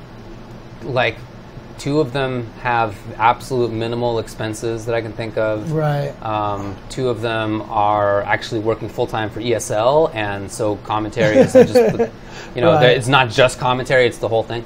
I don't know that there are any more. Yeah, probably not. Half a dozen or fewer for sure. Well, no, that's not true. There are a couple in Japan, but there again, it's much more than just the commentary itself. There's business outside of it, and running events, and writing articles, and all sorts of stuff. So it's it's a tough. Anyway, life. it's not something to get rich from. In the future, I expect there to be more money involved. But as Logan said earlier today on stream on Best of 5, the Capcom Street Fighter 5 commentators in Europe are actually getting paid less now than they were before. So it's not always an upward bend. Yeah, and Capcom hasn't been in the first place, you know what I mean? So for sure. Anyway. Okay. Morgan asks the question. Whoops! Persia just showed up randomly. What? That was 2 weeks ago. Okay. Any funny stories of an encounter with a notable figure in the FGC or not where you might have left an awkward first impression? I do have the story. Okay, sick. Actually, it was at B3. Oh, wow, forever ago. Everybody was talking about how Vi and Choi and a player named Chris Finney from Canada was like the best players, and we couldn't wait to see how they all paired up. Really? It turned out to be a different Canada player that turned out to be super good, and Vi was super good, but we didn't know about anything. And then someone asked me about, like, so what do you think of like the top players so far, right? And I was like, well, Vi is obviously super good, and that guy from Canada is really good. But John Choi, I'm kind of iffy on. I turned, and he's like standing right behind me, and I was like, oh, well, with the, well, I mean, how do you? And yeah, that literally... What happened was... Yeah, that literally happened. So I was just like, I was like, well, how do you think you're doing? Yeah, pretty much, and that's the way it works. But I mean, to be fair, John Choi has always been that way. He always plays poorly until he gets sent to losers bracket, and then he just destroys everybody. So that's the way it is. So. But yeah, that's basically funny. That's man. my side. I What can't about think of you? offhand. No, yeah, I'm sure it's happened, but I just. Colin asks, any personal faves you still want to see for Smash? I am satisfied. There's like Simon was the one that I just felt like needed to be in there. And after that, the only other character that I might just want to see, even though he's not even important at all, but just because of the console war in the back in the day, I would want Bonk in there. Bonk. Wow. Yeah, just what because callback. Bonk has been when that console for the Turbo Graphics came out, it was Bonk versus Sonic versus Mario. I remember. It would actually be funny to put Bonk in there. It would be funny. Nobody knows Bonk who or Crash Bandicoot, that like one of those two. Like it would have to be one of those. Honestly, I never put Crash Bandicoot on that level. I know that's what that system I know, wanted. right? I know that's their intention, but I never felt that way. That's why I don't care if he doesn't ever show up. Same. But Bonk would be something. Bonk would be funny. Bonk would be funny. Banjo-Kazooie would be cool. Yeah. And you could make that into an interesting character as well. Right. Could you guys please discuss the plague of players in the FGC rushing to immediate conclusions on how a character is viable after a week? This has been happening since forever. It's not a new phenomenon. Ever since games have been releasing characters slowly like this. Even before that, when a new game would come out, very frequently people would just absolutely proclaim. Iceman is so broken. He didn't take chip damage in MVC2. Clearly, Iceman was the best character. And Mega Man with the soccer ball, dude, too good. You can't. How do you even get in on Mega Man? How do you even get in on it? There are situations where games end up being played drastically different than they first seemed. That's an example, right? The game ended up being so different. Wesker is a great one. Wesker is a good example as well. But if you recall, even at the beginning of Ultimate Marvel 3, there were people saying Wesker is not going to be like that. Yeah, like Vincent. Vincent was one of them. I remember Noel saying the same. Yeah. Like, there were definitely people saying that he was not going to be like that. I said ban X Dhalsim in Alpha 3. Right. That was like, I had a whole alt games SF2 where I was just like, ban this character because he's too stupid. He's so broken. Yeah, I mean, I've been wrong too. I mean, I said on Twitter today that I was wrong about Elena in Street Fighter 4. Right, I thought that she was not as good as she ended up being. I didn't conceive of her as being a LAN character. She had been a pressure character in Street Fighter 3. I was like, she's going to be the same, but it doesn't seem that great. Right. So, everybody gets trapped in that now and then. I don't know that there's anything to be done about it. That said, I try not to be like certain. I don't want to come across as certain about. For example, I think Sagat's pretty good. I think G is very good. All I can say is I think.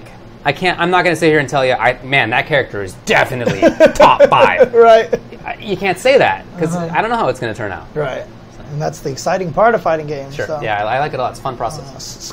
Slavish Scott asks, with the release of Smash Ultimate in December, I thought it was January. Is it December? Whatever. I think it's December. Are you guys excited about the prospect of seeing attendees and players playing it on their Switches at Smash? Yeah, absolutely. I think that'd be super cool. Oh, yeah. I mean, the hardest part about it is, I'm just going to say this right from the get-go, we're going to get a lot of stolen Switches and lost Switches, so just keep track of your Switch when you're at a tournament. Because everyone's going to be running around with it and they'll be like, that's my Switch, no, that's your Switch. And then we're going to get the massive Switch going on. So yeah, and try to make it so that your Switch has some signifier on it, a sticker or something that you can be sure that it's yours. Right, exactly. It doesn't have to say your name, but like, that yours is the sticker that has the little farting butt on it, right? Right, exactly. That's why I always said for my joystick, I actually wanted to because I had all my joysticks stolen back, even before, this was when you had to buy them import for like $200 or something like that, and I kept getting them stolen at tournaments, so I was just going to put gay porn on it as like the joystick art, but then everyone said that they would steal it just because of that. Yeah, so, that makes sense to me. When I got my first TE stick, since, before that time, sticks weren't as standardized as that make them. So everybody had the same stick, and I was like, well, I don't want to have it be the same as everybody else's because I'll lose mine. So I was coming back from a Century City Bar Association meeting, and I had this sticker that was like, I'm David Graham. And so I was like, well, all right, put it on there. That's still on there. Dang. It's just part of it now. It's like melded in. Another thing that I've done also is that I at one point in time I used to open the bottom of the stick and I would put stuff on the inside bottom and close it, right? And then that way, if anyone's like, I'd be like, that's my stick, right? And they'd be like, no, this is my stick. And I could just be like, all right, let's open up the bottom. What's inside? You know, like that was my intention and stuff like that. And if you could describe what was inside, then, you know, because then otherwise, if it was a sticker on the top, you could rip it off or something like that. You know what I mean? Stuff like that. So, yeah. A dick bud. Let's get through the last few questions here. Sure. Super fast, Super Moose. Shout out to Super Moose. I met him at Evo. He was part of the little Chen Dynasty gathering there. So, Moose the Fart Edge. Yeah. Love it. Would you like to change?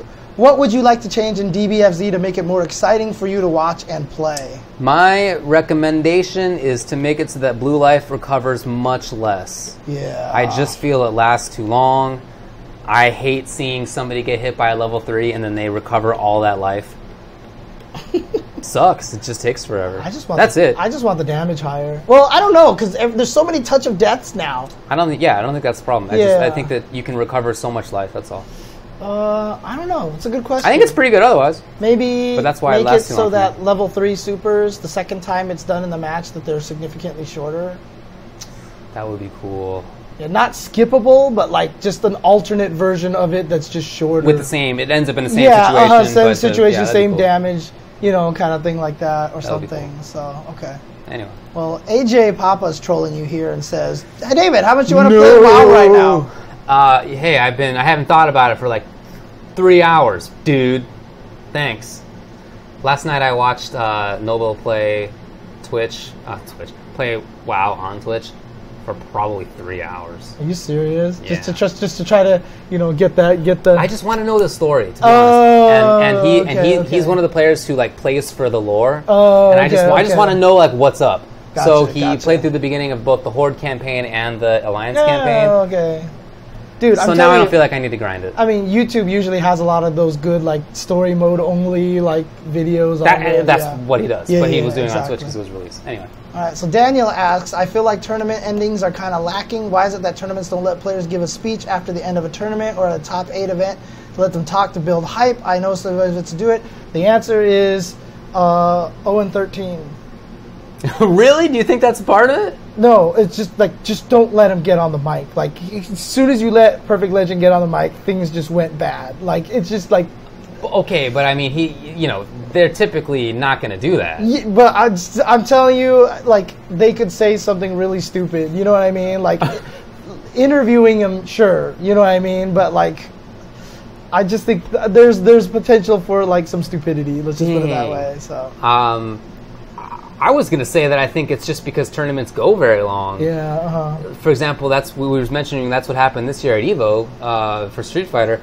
But I also think that there's just a lack of... That's just sort of how it has been. Right. And so continues to be. I don't even... maybe in some instances they're worried about what you say.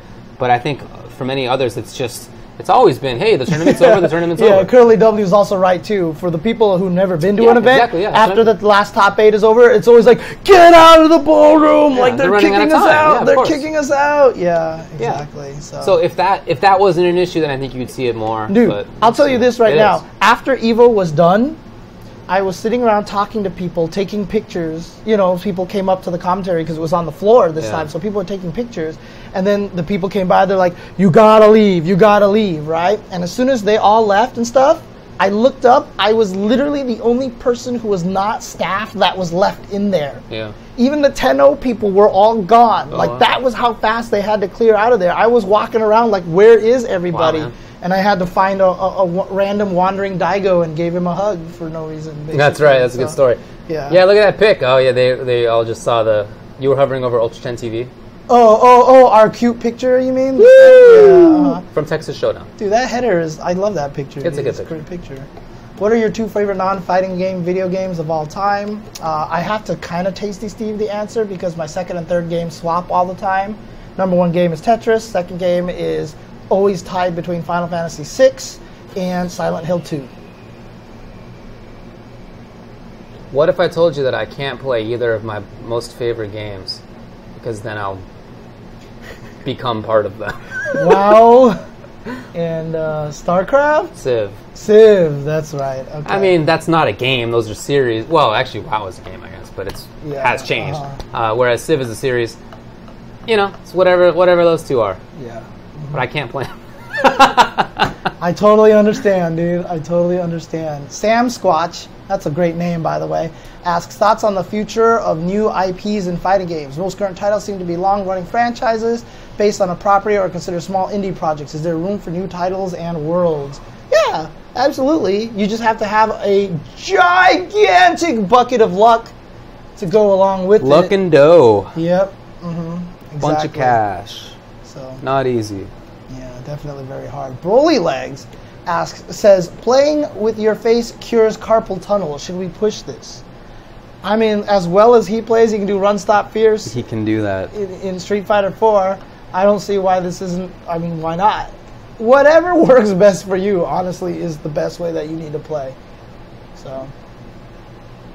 Good old Broly Legs. Yes. You know, he's an inspiration, I gotta tell you. Curling W asks, favorite Homestar Runner quote? Put me on the spot? Wow, I don't know that I can think of one offhand. Jeez. I feel like I quote Homestar Runner at least a couple times a week, maybe more than that. Oh, yeah, okay, constantly. Okay. I actually don't know enough about Homestar Runner. I mean, I only used just to watch like Strong Bad emails and stuff like that, so your head is explode and stuff like that, you know. But to be honest with you, Homestar Runner also was basically, they're big They Might Be Giants fans. Right. And they got to do a whole music video for one of their main songs on an album, and I don't think that counts, but I will just say that that is my favorite quote, is their music video. Fair enough. Of experimental film. Great song, by the way. One of the best They Might Be Giants songs. Such a great song. Dang, I can't think of anything. This is horrible. I'm sorry. But that is a big influence on what I find funny. Really? I didn't know you were that big of a Homestar Runner fan. Okay. I mean, it came out when I was in college. And it was just like one of those... Yeah, it's perfect timing. Just a timing thing. And hilarious. Yeah. A billion years ago. Well, everybody's putting their own quotes in there now, so... Homestar was my favorite character for quite a while. But then as they started to bring about... so the main character is Homestar, right? Uh-huh. And Homestar is basically ghetto broken Homestar. He just only speaks in inanities. He looks like he's kind of messed up, like smaller. Dude, you know that Trogdor, I think, was added to Rock Band at some point in time, I think. Really? Yeah, I think so. Was it that or Guitar Hero? It was in one of those two. Yeah, that's they just threw it in there, so... Yeah. Teen Girl Squads are some of the best bits. Strong Bad for Smash. That would actually be kind of funny. That would be funny. Yeah. Yeah. It was Guitar Hero. It was Guitar Hero. There you go. Yeah. Classic show. I thought that it was dead, but they still are now putting out occasional ones. There's one. Okay, there was one not that long ago. Earlier this year, maybe. Not forever ago. Yeah, they made all those games with the Your Head Explode. Yeah, I remember that. So. But, okay, that's all the questions that we have. So. All right, everybody. Well, thanks a lot for hanging out with us. Look forward to Sagat being definitely top 5 in the game, for sure. For sure, without question. Obviously. Without. I can't believe somebody would disagree with that.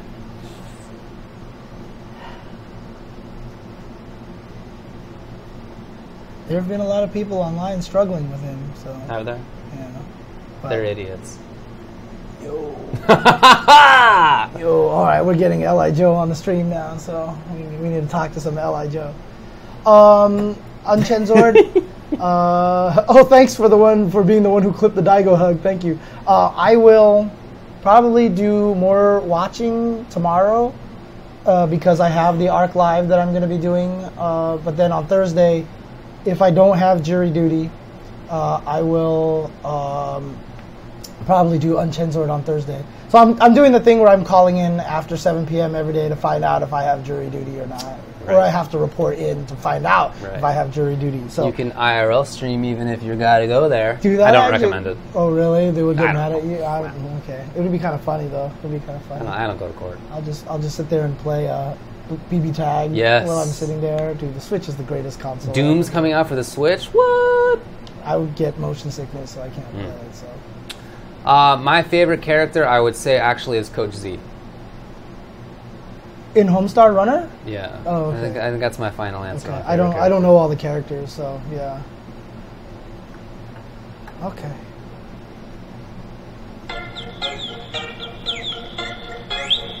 I can't do that. I can never do this. Well, that's all I can do. So. Oh man. Thanks for tuning in, guys. Peace out. Oh, come on, switch before it ends. Oh, man. Sinor card gauge. Oh, maybe. He just doesn't appear that often, but...